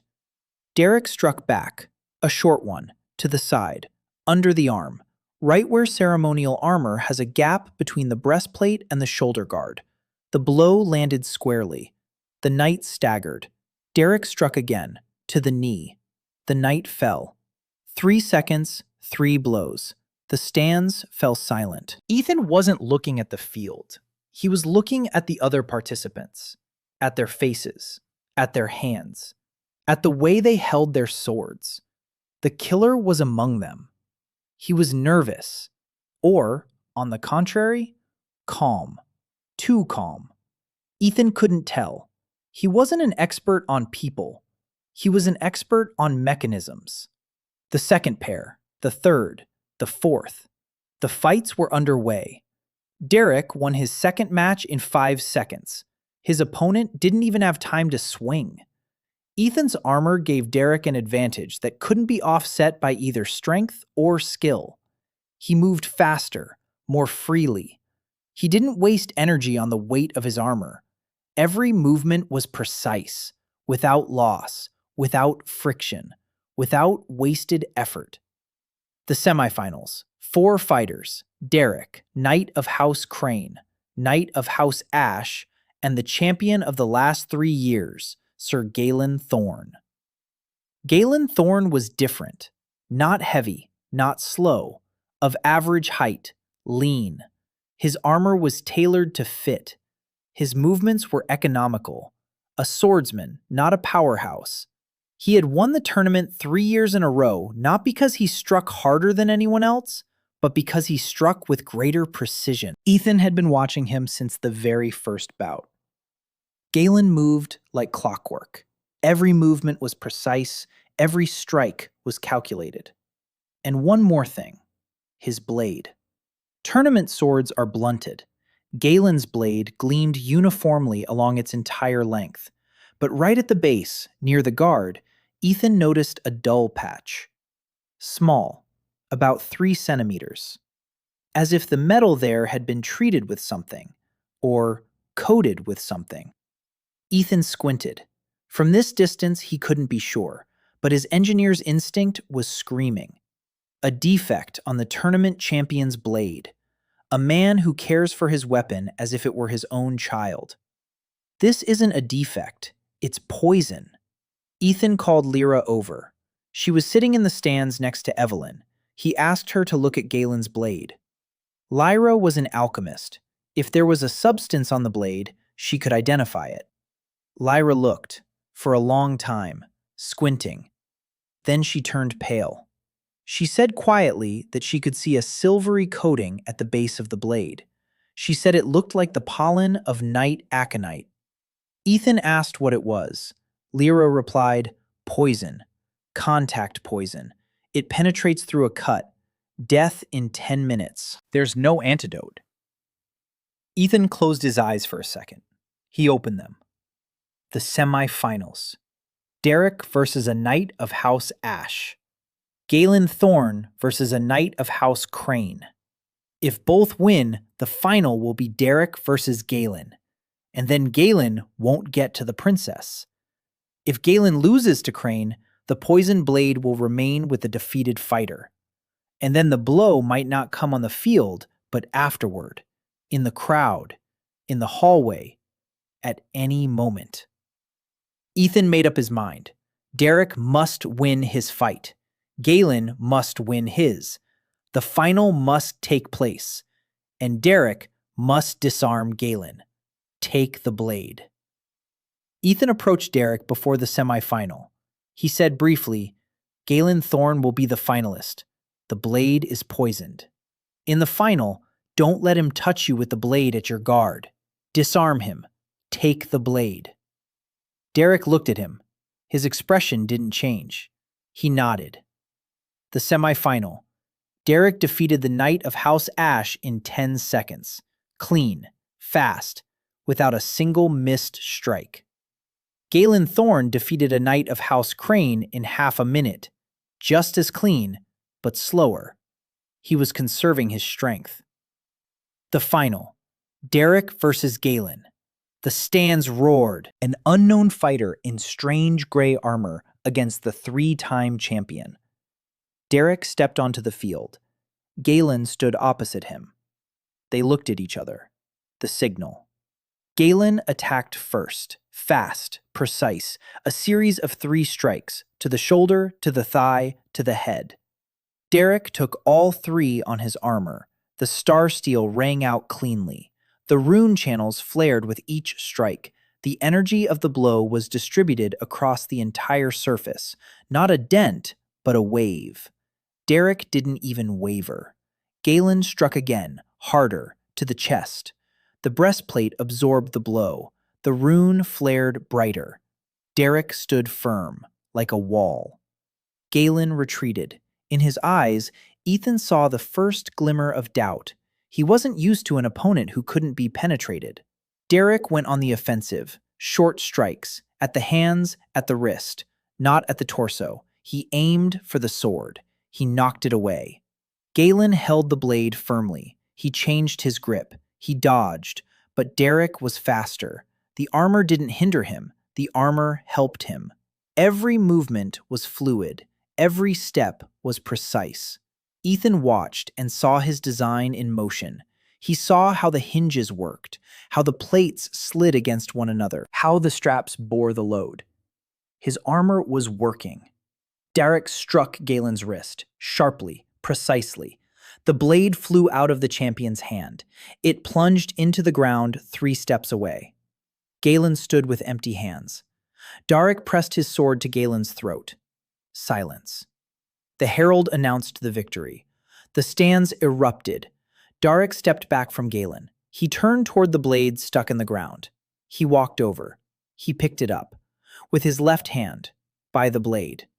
The star steel gauntlet blocked the poison. He held the poisoned blade and walked toward the princess's box. Adriana watched. Magister Orin, behind her, leaned forward. The guards tensed. Derek knelt before the box. He laid both blades on the ground, his tournament sword and the poisoned one, side by side. Ethan saw how Adriana looked at the blades, at the silvery sheen on the second blade's guard. She understood. Not immediately, after a second, 2, 3. Her expression didn't change. Only her fingers on the armrest turned white. She stood up. She declared Derek Ole the tournament champion. Her voice was steady, not a single crack. Then she ordered the guards to detain Galen Thorne. Galen lunged forward, not toward the exit, toward the box. One last attempt, without a sword, with his bare hands. Evelyn stood up in the stands. She threw off her cloak. She raised her gloved hands. The channels flared. A fiery whip stretched 5 meters and struck Galen in the legs. He fell. The guards pounced. They subdued him. They dragged him away. The stands didn't understand what had happened. Noise, shouts, a stampede in the lower tiers. Ethan stood at the entrance to the field and watched. Derek rose from his knee, turned toward him, looked through the visor of his helmet. Nodded. Ethan nodded back. That evening, he sat in the smithy. He opened a book. The entry about the assassination attempt had disappeared. On the next page was a new date, 19 days from now, a new event. He read it, closed the book, set it on the workbench, looked at Derek's armor on the mannequin by the wall, at Evelyn's gloves on the shelf, at Soyan's files lined up in a row, at Lyra's flasks by the window, at Boulder's hammer by the anvil. He opened the logbook. He wrote, Armor version 1.0, combat testing, Tournament of the Seven Seals. Result, 12 strikes absorbed, 0 penetrations. Fighter's full mobility confirmed under combat conditions. Assassination attempt thwarted. Notes. The left shoulder pad creaks when the arm is pulled back. Correct in version 1.1. He closed the logbook, lay down on the bench, closed his eyes, and for the first time in 31 days, he slept until dawn. The day after the tournament, Ethan's world changed. Not quietly, not gradually, all at once. In the morning, a messenger in the royal court's livery arrived at the smithy. He brought a scroll bearing the chancellery's seal. Ethan unrolled it. It was official permission to use the abandoned tower on the outskirts of the academy as a craftsman's workshop. The chancellor's signature, the crown's seal, a handwritten note in a different hand. Master Race, awaiting the armor. A. Ethan rolled up the scroll. He looked at Boulder. The old man nodded. They gathered their tools in half a day. They carried them over in 3 trips. The tower was old, 3 stories, stone walls a meter thick, wide windows. The roof was intact. Inside, there was dust and empty shelves. On the first floor was a large hall with 2 forges. Both were abandoned. The chimneys were clogged. An anvil in the corner was covered in rust. On the second floor were 4 rooms, small but dry. On the third floor was an attic with a hatch leading to the roof. From the roof, one could see the entire academy and half the capital. Ethan stood in the middle of the first floor and saw not what had been, he saw what was to come. The furnace on the left was for smelting. The one on the right was for forging. Workbenches lined the wall, shelves for raw materials, a separate table for rune work, a place for blueprints, a place for journals, a place for testing. Race's workshop. He said it out loud. Boulder heard him. He grunted. He said it sounded like a sign. Ethan replied that was the plan. The first week, they tidied up the tower. They cleaned, they repaired, they cleared out the pipes. Boulder restored the furnaces. Evelyn stoked them with her gloves. A clean, steady fire. The furnaces worked like new. Soyan went through all the locks in the tower.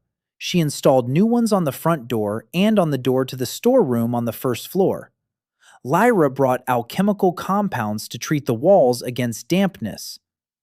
Derek arrived on the second day. He said that after the tournament, he'd been summoned to the guard's office. They offered him a return to duty. He refused. He said he'd already found a job. He stood by the tower door and remained there all day. He was standing guard. No one had asked him to. He decided on his own. Ethan didn't argue. The interrogation of Galen Thorne yielded results 3 days later. Master Oren came to the workshop in person. He gave a brief account. Galen was a mercenary. The real Galen Thorne had died 2 years ago while hunting. A double had taken his place. The person who ordered the assassination was unknown. Galen didn't know the name. Communication went through intermediaries. The only lead? Poison. Night aconite pollen. Rare, expensive. It's produced in only one place, the Karn Valais Empire. Oren looked at Ethan and asked the same question as last time. How did he know? Ethan remained silent. Oren nodded. He said that the princess had instructed him to keep an eye on the Reese workshop. Not to spy, keep an eye on it. The difference is subtle, but it's there. He left. Ethan stood there, thinking. Carn Valais, the empire to the east, demonic blood as fuel, necromancer recruiters. They'd tried to kill the princess. Why? Because a living princess on the throne is an obstacle. A dead princess means chaos. And chaos means opportunity for those who know how to use it. Ethan opened the book. A new entry. The date was 16 days from now. A trade caravan from Carn Velith would enter through the southern gates of the capital. There were 3 merchants in the caravan. One of them is a necromancer. The objective? To recruit or abduct a master who understands ancient artifacts. Ethan closed the book. A master who understands ancient artifacts. That's him. They're after him. He began working on armor for Adriana that very same day. But at the same time, he was working on something else. A breathing filter for Lyra. He had promised himself he would do it, and could put it off no longer. The design was simple in theory. A filter element made of fine fiber flax impregnated with a compound that binds particles of alchemical reagents, housed in a thin bronze casing. Shaped like a brooch, it attaches to the collar at the throat. When she inhales, air passes through the filter. The particles settle on the fibers. Clean air flows into the lungs. The problem was resistance. Any filter makes breathing difficult. For healthy lungs, this goes unnoticed. For Lyra, with only 1/3 of her normal lung capacity, it's the difference between breathing and suffocating. Ethan solved the problem by adding a resonance crystal, a small one, about the size of a pea. When activated, the crystal created a weak field that drew air through the filter, a microfan based on a magical principle. Lyra could activate it herself. She had enough mana. The crystal required as much energy as it takes to light a candle. It took 4 days to make. Soyan carved the casing. Lyra prepared the impregnation for the filter herself. Ethan assembled the mechanism and calibrated the crystal. The brooch turned out beautifully. Bronze, shaped like a leaf. The crystal in the center was like a dewdrop. It didn't look like a medical device. It looked like a piece of jewelry. He gave it to Lyra that evening. He explained how it worked. Lyra put on the brooch. She activated the crystal. She took a breath, deeply, filling her lungs. For the first time in years, without wheezing, without whistling, no pain. She took another breath, and another. She stood in the middle of the workshop and breathed. She just breathed. Then she tried to read the spell, a long one, 3 lines, an alchemical transmutation formula that she had never been able to finish reading because she'd run out of breath on the second line. The first line. Her voice was steady. The second line. Her voice didn't tremble. The third line. She finished it. All the way to the end. No coughing. The solution in the flask on the table changed color.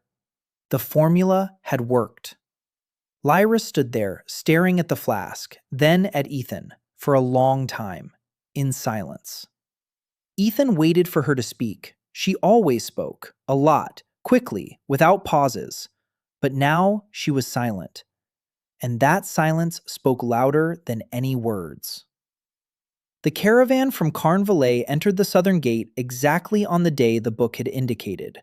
3 wagons, 6 horses, 9 people, 3 merchants, 6 guards. Ethan watched from the roof of the tower. The spyglass that Soyan had assembled from 2 lenses and a brass tube provided 6 times magnification, enough to make out their faces. The merchants looked like merchants, expensive clothes, broad smiles, soft hands. The guards looked like guards, chainmail, swords, stony faces. Ethan couldn't tell which one was the necromancer. That wasn't his area of expertise, but he had someone with the right skill. Kat Marrow. He'd found her through Lyra. Lyra had read her treatise on the classification of magical fields during her sophomore year and remembered the name. An unlicensed theoretical mage, brilliant and difficult to deal with. She lived in an attic room in a tenement building in the lower city. She wrote papers that no one wants to publish. Ethan went to see her that morning. He knocked. The door opened. A small room. A desk piled high with papers. A bed piled high with books. A chair piled high with scrolls. A woman was sitting on the chair atop the scrolls. Thin, a sharp face, glasses on a chain, 3 quills behind her right ear. She looked at him without interest. She asked what he wanted. Ethan took the manuscript out of his bag. Her manuscript.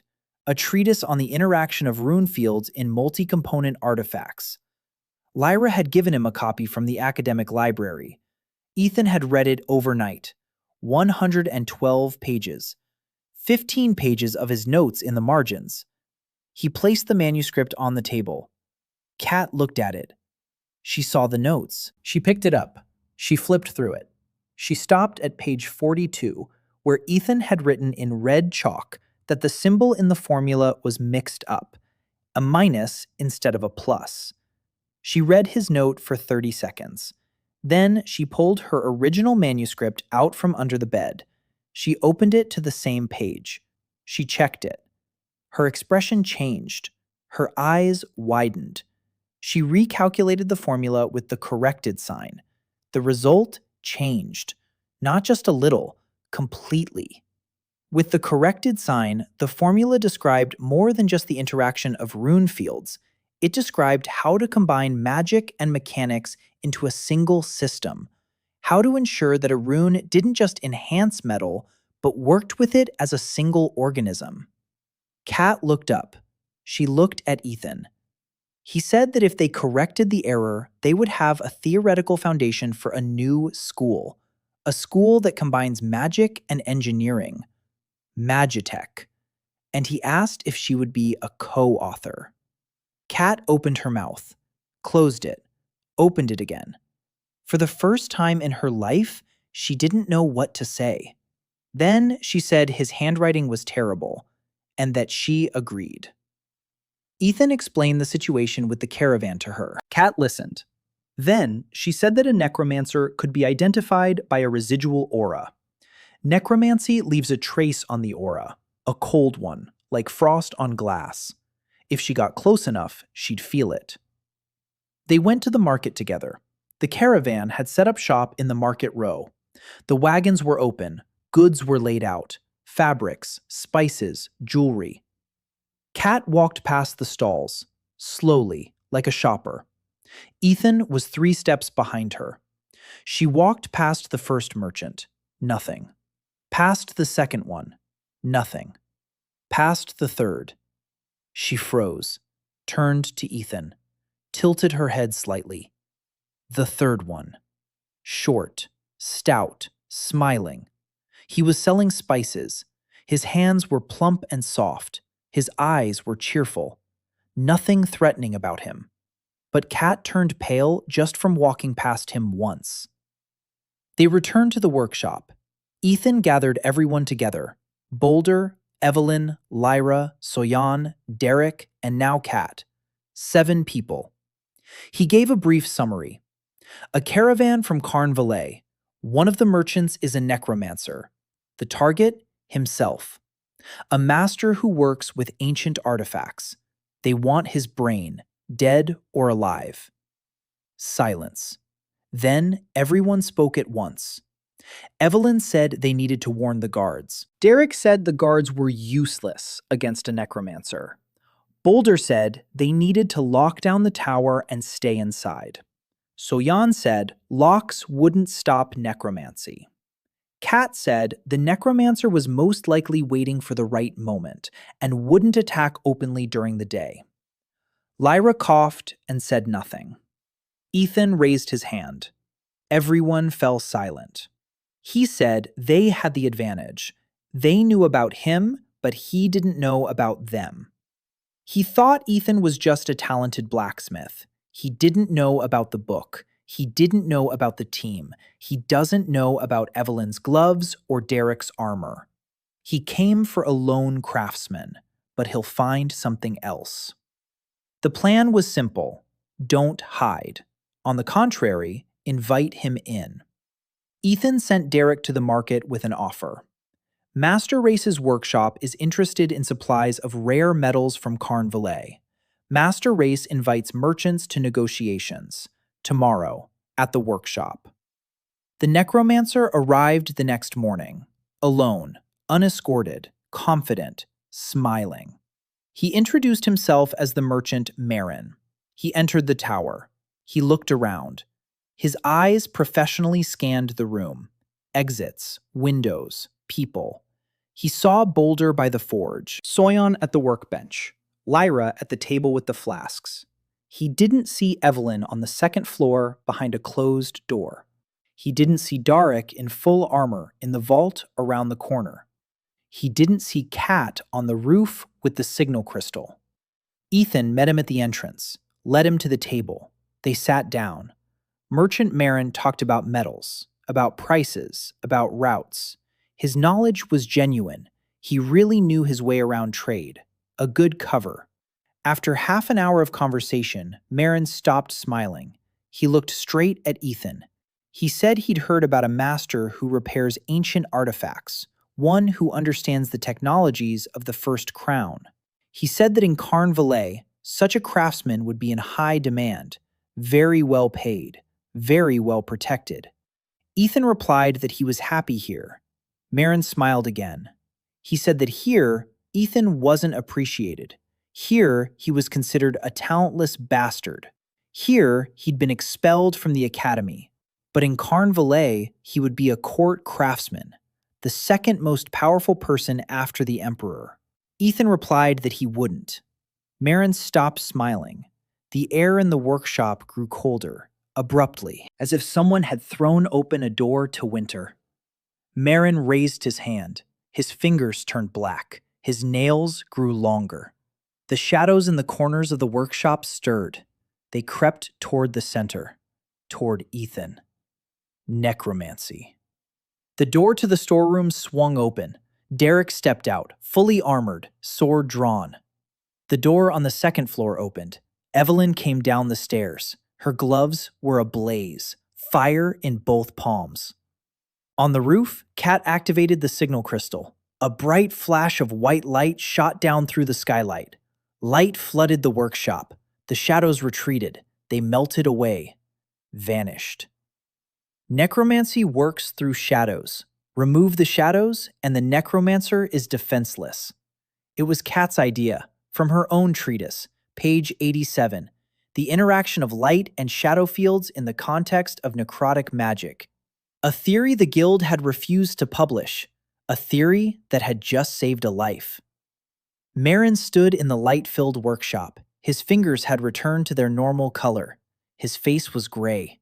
He looked at Derek in his armor, at Evelyn with the fire, at the light streaming from the ceiling, at Ethan, who sat at the table, motionless. Ethan said calmly that Marin the merchant could leave. Now. Through the southern gate. Today. And to tell those who sent him that Master Reyes is not for sale. Marin stood there for 10 seconds. Then he turned and left. Dodek escorted him to the city gates. The caravan left an hour later. Ethan sat at the table and took notes. Operation to neutralize the Carnvalet reconnaissance group. Result, positive. Casualties, 0. Notes. Kat's signal crystal discharged after a single use. A crystal with greater capacity is needed, or a system consisting of several crystals activated in sequence. 2 months passed like one long workday. Reyes's workshop has grown from a workshop into a small manufacturing facility. Boulder took on 2 apprentices from the lower city, young, strong. They didn't know how to do anything, but they were eager to learn. Ethan set up a training program for them, a schedule, assignments, and quality control. Boulder grumbled that it wasn't a blacksmith shop, but a school.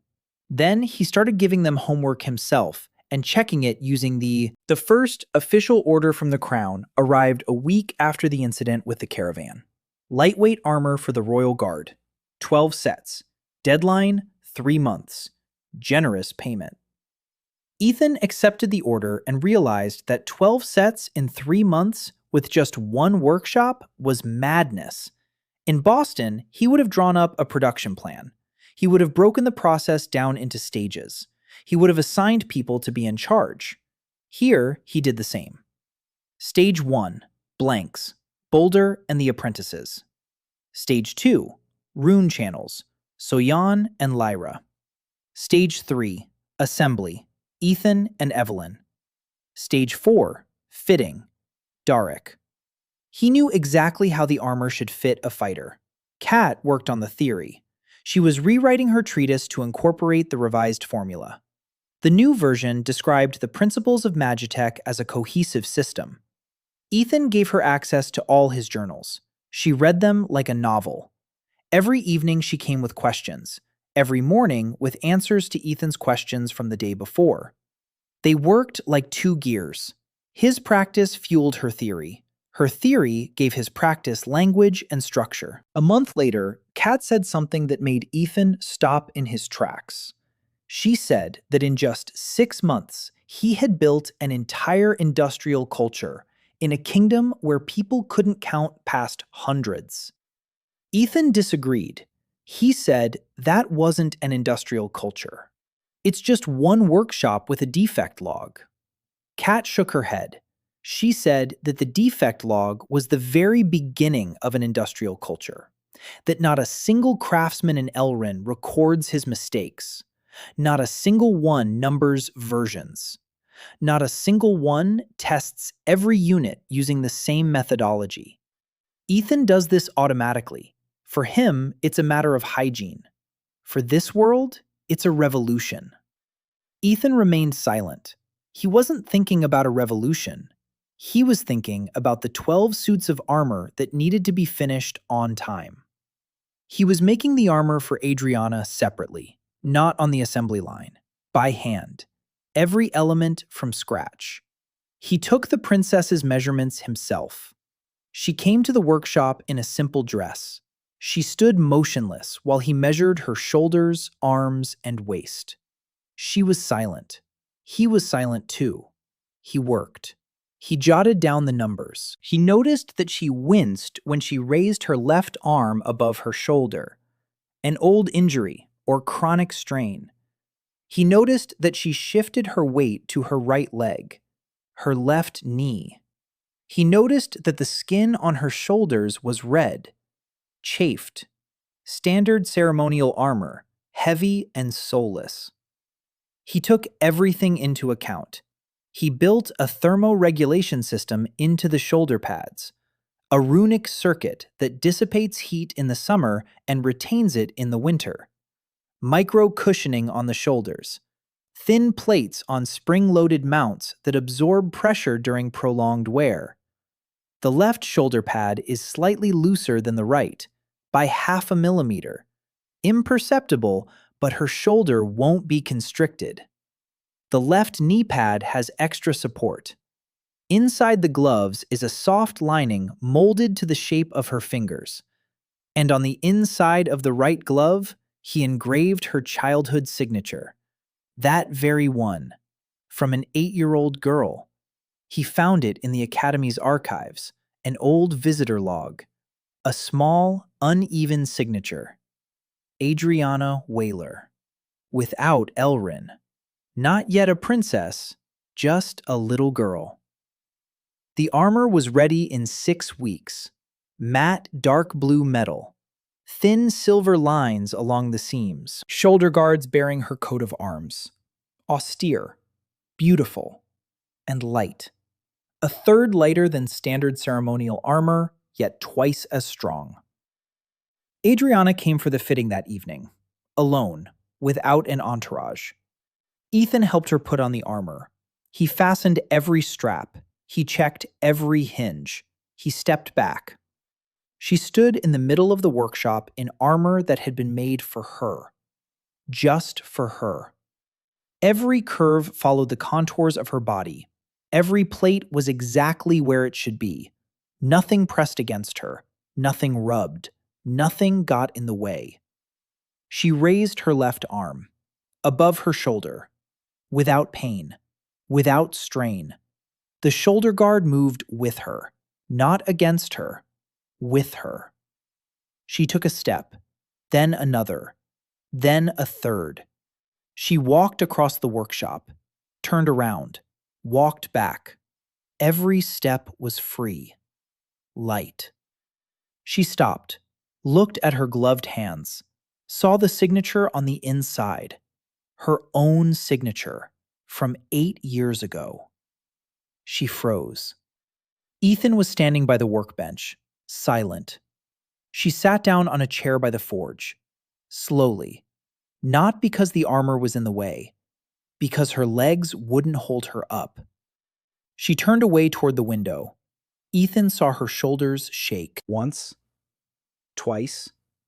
She was crying, quietly, silently, for the first time in 6 years. Ethan didn't approach her, didn't comfort her, didn't say that everything would be all right. He returned to the workbench. He opened his journal. He wrote, Armor for the Princess, version 1.0. Field testing. Fitting. Result? Positive. No comments. He wrote without looking up, and he didn't move until she stood up and left. An hour later, he noticed she'd left her gloves on the chair. She hadn't forgotten them. She'd left them there, so she'd have a reason to return. Winter came early. The first snow fell on the capital in the middle of autumn, white and silent. But news was coming from the north that was quieter than the snow and more terrifying than any blizzard. Silence. 3 border garrisons fell silent in the span of a single week. They weren't destroyed. They weren't captured. They simply fell silent. Intelligence sent out a patrol. The patrol didn't return. They sent a second one. The second one returned, 1 man missing. The remaining 2 couldn't speak for 3 days. When they finally spoke, they described the same thing: emptiness. The garrisons stand intact. The walls, the towers, the gates are open. No one inside. No bodies, no blood, no smell.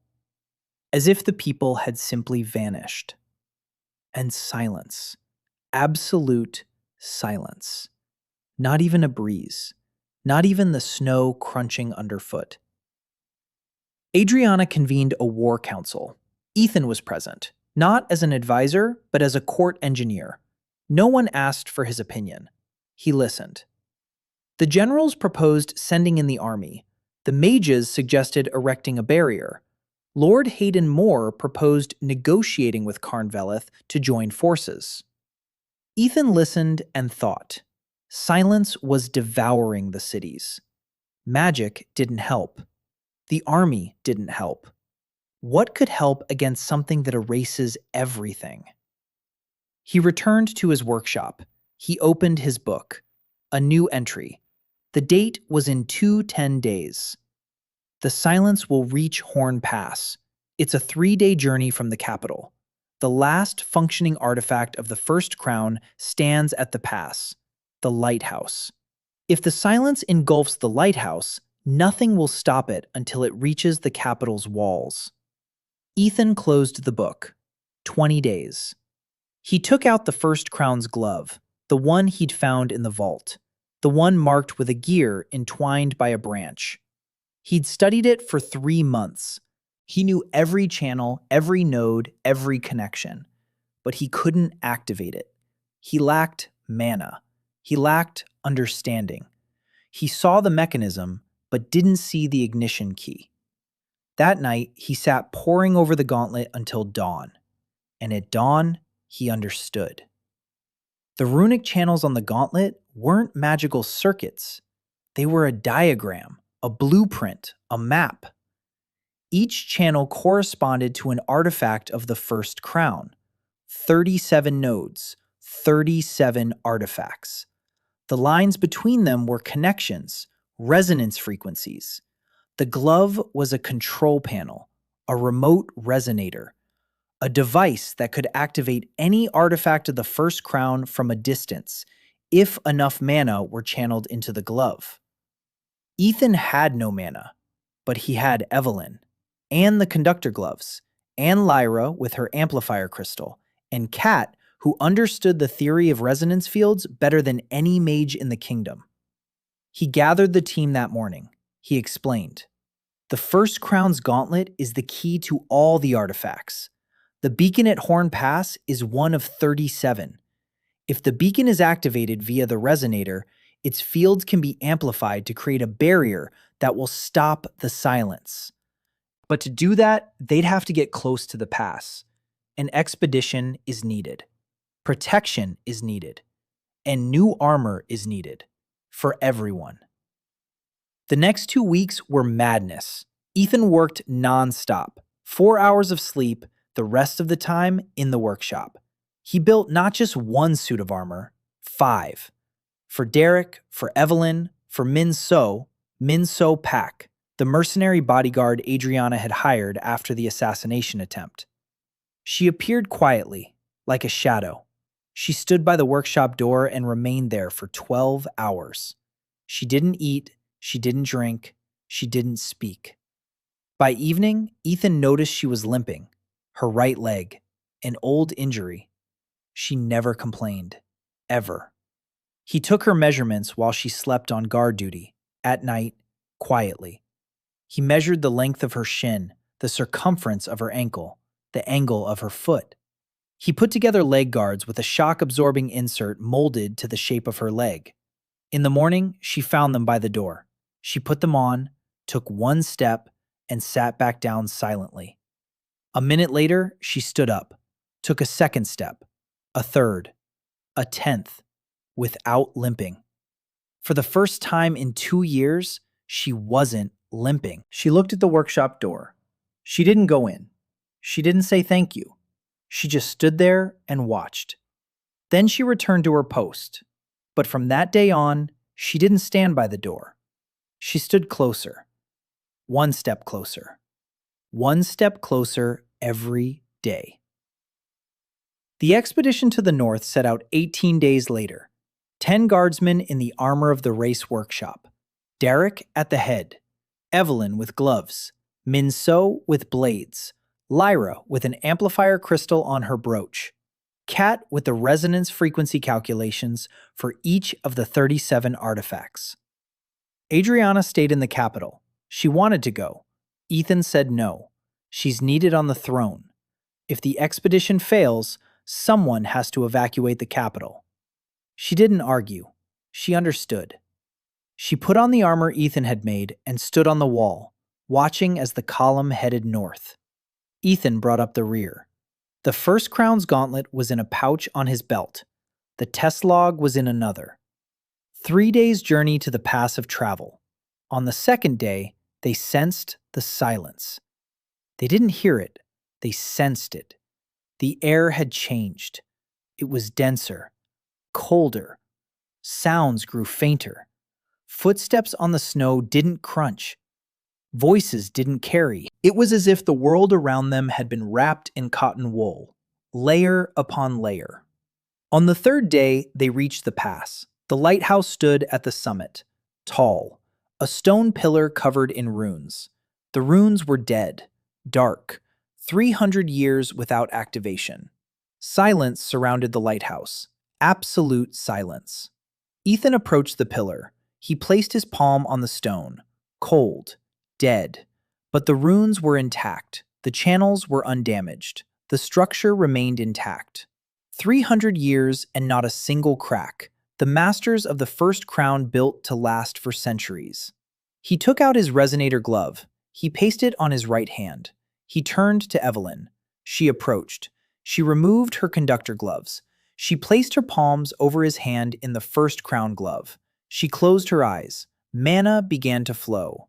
Ethan could feel it even with his meager magical senses. Warm, powerful, deep. Evelyn's mana flowed through her palms into the first crown glove. The glove came to life. The channels glowed. The nodes popped one after another. 37 points, 37 artifacts. Ethan searched for the right one, the beacon at Horn Pass, the 23rd node. He clenched the 23rd node. He sent a pulse. The gauntlet responded. The resonance traveled from his hand to the pillar, through the air, through the stone, through 300 years of silence. The lighthouse trembled. The runes on its surface flared up, one after another, from bottom to top, like lights on a runway. The light climbed up the pillar, white, pure, bright. Lyra raised the amplifier crystal to her throat. She activated it. The crystal hummed. The lighthouse's light intensified. It grew brighter, wider. The field expanded. Ethan could feel it, like a dome, transparent, warm. It was growing, expanding, enveloping the pass. The silence was receding, slowly, reluctantly, like a shadow from a lantern. The light was pressing down. The silence was receding, meter by meter, step by step. The beacon was working. For the first time in 300 years, the ancient artifact of the first crown was burning at full power. And for the first time, the silence had retreated. Ethan stood there with the glove on his hand, watching as the light spread across the horizon. Kat approached, quietly. She looked at the beacon. Then she looked at him. She said he had just proven that the schism could be reversed, that magic and mechanics could work together, that the Magitech school was not a theory, but a fact. Ethan didn't reply. He was looking north. There, beyond the horizon, the silence was retreating. But it wasn't gone. It was waiting. They returned to the capital 5 days later, slower than their journey north. Exhaustion. Evelyn's mana had been replenishing for 3 days. Lyra was coughing despite the brooch. The cold air of the pass had seeped deeper than the filter could reach. Minso was carrying Ethan's backpack in addition to her own. He hadn't asked her to. She'd taken it without a word. He didn't have the strength to argue. His body, which had always been weak, was barely responding after 3 days on the pass. He walked and counted his steps, just like on the first day, just like back then on the road after waking up. Only now, people were following him. A crowd greeted them at the capital's gates. News of the beacon had arrived faster than the expedition itself. A pigeon. Kat had sent a message from the pass. The beacon is activated. The silence is receding. 3 lines that changed everything. Adriana stood at the gates, clad in the armor he had crafted. Dark blue metal, silver lines, and a coat of arms on the shoulder guards. She stood upright, her face calm. But when Ethan passed her through the gates, she touched his shoulder, lightly, for a second, and let go. She said nothing. For the next 2 months, Ethan barely left the workshop. He had to finish 12 sets for the guard. Meanwhile, the war raged on. Karn Valet had mobilized his forces, not the entire army, but a reconnaissance corps. 3,000 fighters, constructs fueled by demonic blood. Heavy, slow, but solid as a rock. Ordinary weapons bounced off their armor. Ordinary magic fizzled out upon contact with demonic blood. The guard, clad in armor from the race workshop, marched out to meet them. 12 fighters, against 3,000. Not to win, to hold them off, to buy time. Ethan stood on the wall and watched through Soyan's spyglass. He saw the runic channels on the armor flare up under the construct's blows. He saw how his armor held up. It held up where ordinary steel crumpled like paper. He saw Derek giving orders. He saw Evelyn unleashing bolts of fire from her gauntlets. He saw Minso moving with her blades so fast the eye couldn't keep up. He saw it all, and recorded it, in his log. Which piece of armor was damaged? Which hinge jammed? Which rune went out first? Even now, even while watching the battle, he remained an engineer. The reconnaissance corps retreated after 4 hours.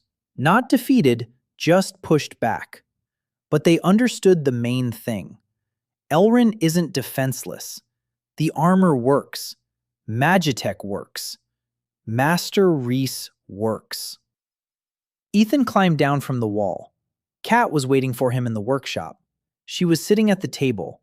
A stack of papers lay in front of her, a thick one. She looked at him and said she was finished.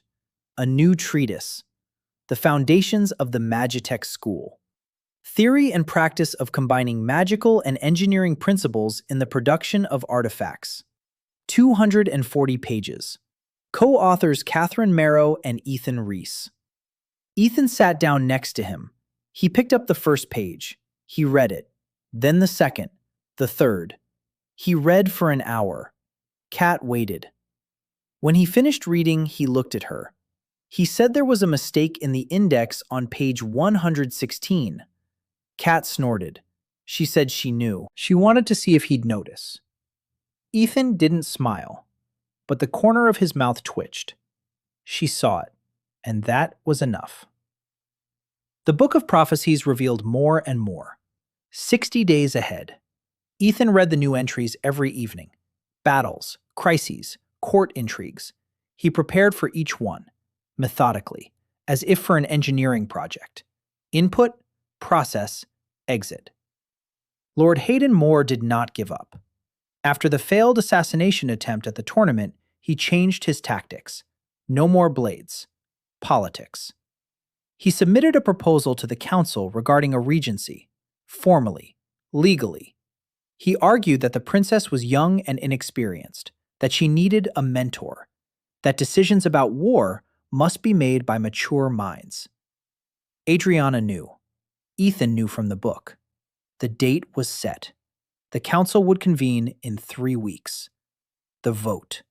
If Moore received a majority, Adriana would remain a figurehead, and power would pass to him. Ethan was preparing a response. Not a political one. He wasn't good at politics. He was good at engineering, and at the people who believed in him. Kat had written the Constitution, the first in Elrin's history, a document that defined the powers of the Crown and the Council, the separation of powers, rules of succession, and the status of the craft guilds. The Magitech School was recognized as a royal craft, separate from the Mages Guild and the Engineers Guild, independent, protected by law. Adriana read the Constitution overnight. In the morning, she came to the workshop. She stood in the doorway, holding the scroll in her hands. She looked at Ethan and said that it was more than just armor. Ethan replied that armor protects the body. The Constitution protects everything else. She nodded. Council Day, the throne room, all of Elrin's nobility, the envoys from Carn Valais in the front row, the magisters of the academy on the balcony, townspeople at the doors. Lord Moore rose to his feet, tall, elegant. His voice was calm. He read the Act of Regency. Every word was carefully chosen. Every argument was logical. He was right in his logic, in the logic of the old world. A world where a craftsman cannot look a nobleman in the eye. A world where magic and mechanics are enemies. A world where a sick king and a young princess are cause for a strong hand. He finished. Silence. The doors to the throne room swung open. Adriana entered, clad in a full set of Magitech armor crafted by Ethan. Matte dark blue metal, silver lines along the seams, shoulder guards bearing the coat of arms, gloves with a child's signature on the inside. Behind her was Evelyn. Her hands were open, flames in her palms, steady, quiet, not threatening, familiar. Flames that don't burn, but warm. Behind Evelyn stood Minso, 2 blades drawn. Her face was calm, not a single unnecessary movement. Behind Minso stood So-Yun, in her hands a panel with 3 resonance crystals, ready to activate at the signal. Behind So-Yun is Kat, in her hands a scroll of the Constitution. Behind Kat is Lyra, a brooch at her throat. The amplifier crystal glows with a soft light. Ethan was the last to enter, without armor, wearing a simple leather apron over his shirt. In his hands, a test log, worn, stained with oil and soot. That very one, the first one, in which every version had been recorded, every failure, every decision. From the shoulder guard in Boulder's Forge to the lighthouse at Horn Pass. Adriana walked across the hall, upright, calm. The armor moved with her like a second skin. Every step was light. Every sound was a soft rustle of metal against metal.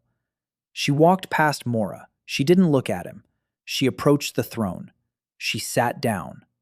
On her own, without a master of ceremonies, without assistance, without permission. The hall fell silent. Adriana spoke. Her voice was steady, without a hint of a crack. She said that the Regency Act had been rejected, that the crown did not need mentors, that the crown needed masters. She raised the scroll that Kat had handed her. She read aloud the first paragraph of the Constitution. The Magitech School is recognized as a royal workshop. Master Ethan Reese is appointed court engineer to the crown. Reese's workshop is granted the status of a royal workshop.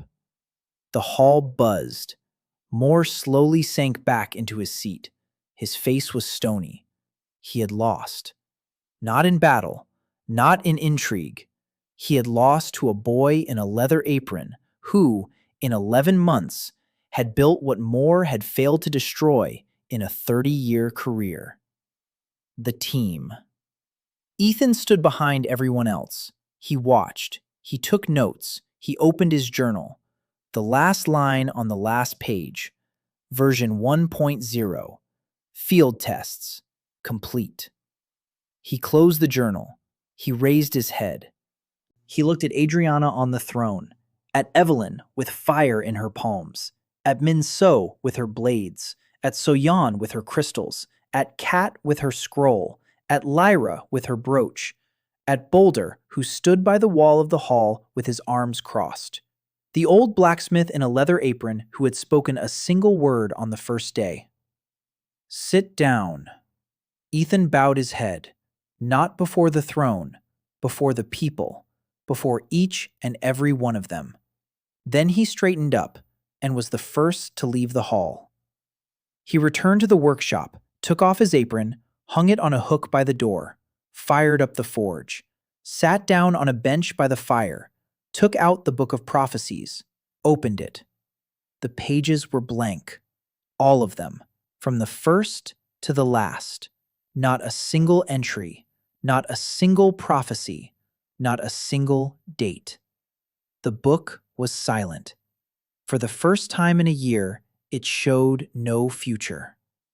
Ethan flipped through the blank pages, one after another, and on the very last one, he found a line. Not a prophecy, a message, in a different handwriting, old, faded, as if written 300 years ago. You've done it. Now this is your story. Ethan read the line for a long time. Then he closed the book. He set it on the workbench next to the journal. The book and the journal. The past and the present. Ethan the first and Ethan of today. The craftsman who split the world apart and the craftsman who began to put it back together. He sat by the forge and stared into the fire. The coals glowed with an even orange light. The forge hummed quietly, a familiar sound. The door opened. Adriana walked in, without her armor, in a simple dress, her hair down, her face tired. A hard day, the hardest one yet. She walked through the workshop in silence. Ethan didn't turn around, didn't stand up, didn't ask how she was. She sat down on the chair by the forge, that very same one, the one she'd sat on the first time when she was crying.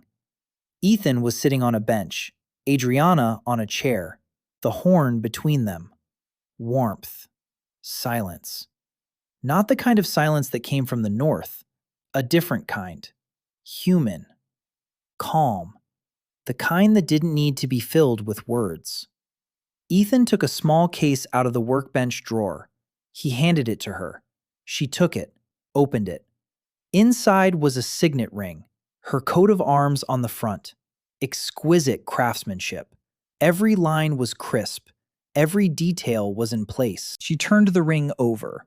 There was an engraving on the inside. Her signature. A child's. Uneven. 8 years old. Adriana Whaler. The same one on the glove. But here it was closer, more intimate. A ring is worn on the hand. The ring touches her skin.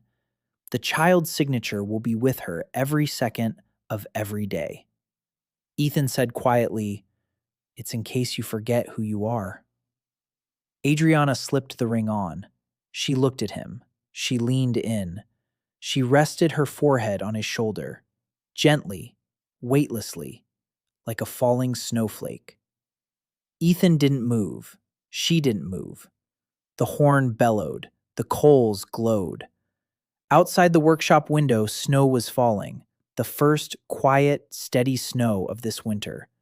It settled on the tower's roof, on the walls of the academy, on the streets of the capital, on the tournament field where Derek had defeated the poisoned blade, on the ruins of the East Wing from which Ethan had carried out 16 people, at Horn Pass where the lighthouse burned. Somewhere to the north, silence stood. It did not advance. It did not retreat. It waited. But the lighthouse burned, and other lighthouses were waiting for their turn. 36. 36 knots on the first crown's gauntlet. 36 artifacts that needed to be activated. 36 expeditions. 36 battles. 36 journal entries. There was a lot of work ahead. But not today. Today, Ethan sat in his workshop, next to the person who needed him, by the forge that never went out, in the tower he called the workshop, in a world he hadn't chosen but that had become his home. He hadn't moved all night. She had fallen asleep on his shoulder. Snow fell until dawn. And on the workbench, next to the Book of Prophecies and the Journal of Trials, lay a glove from the first crown. And the 36 knots on it awaited their moment. But the journal was open to a blank page, and tomorrow morning, Ethan would write a new line on it. Version 2.0.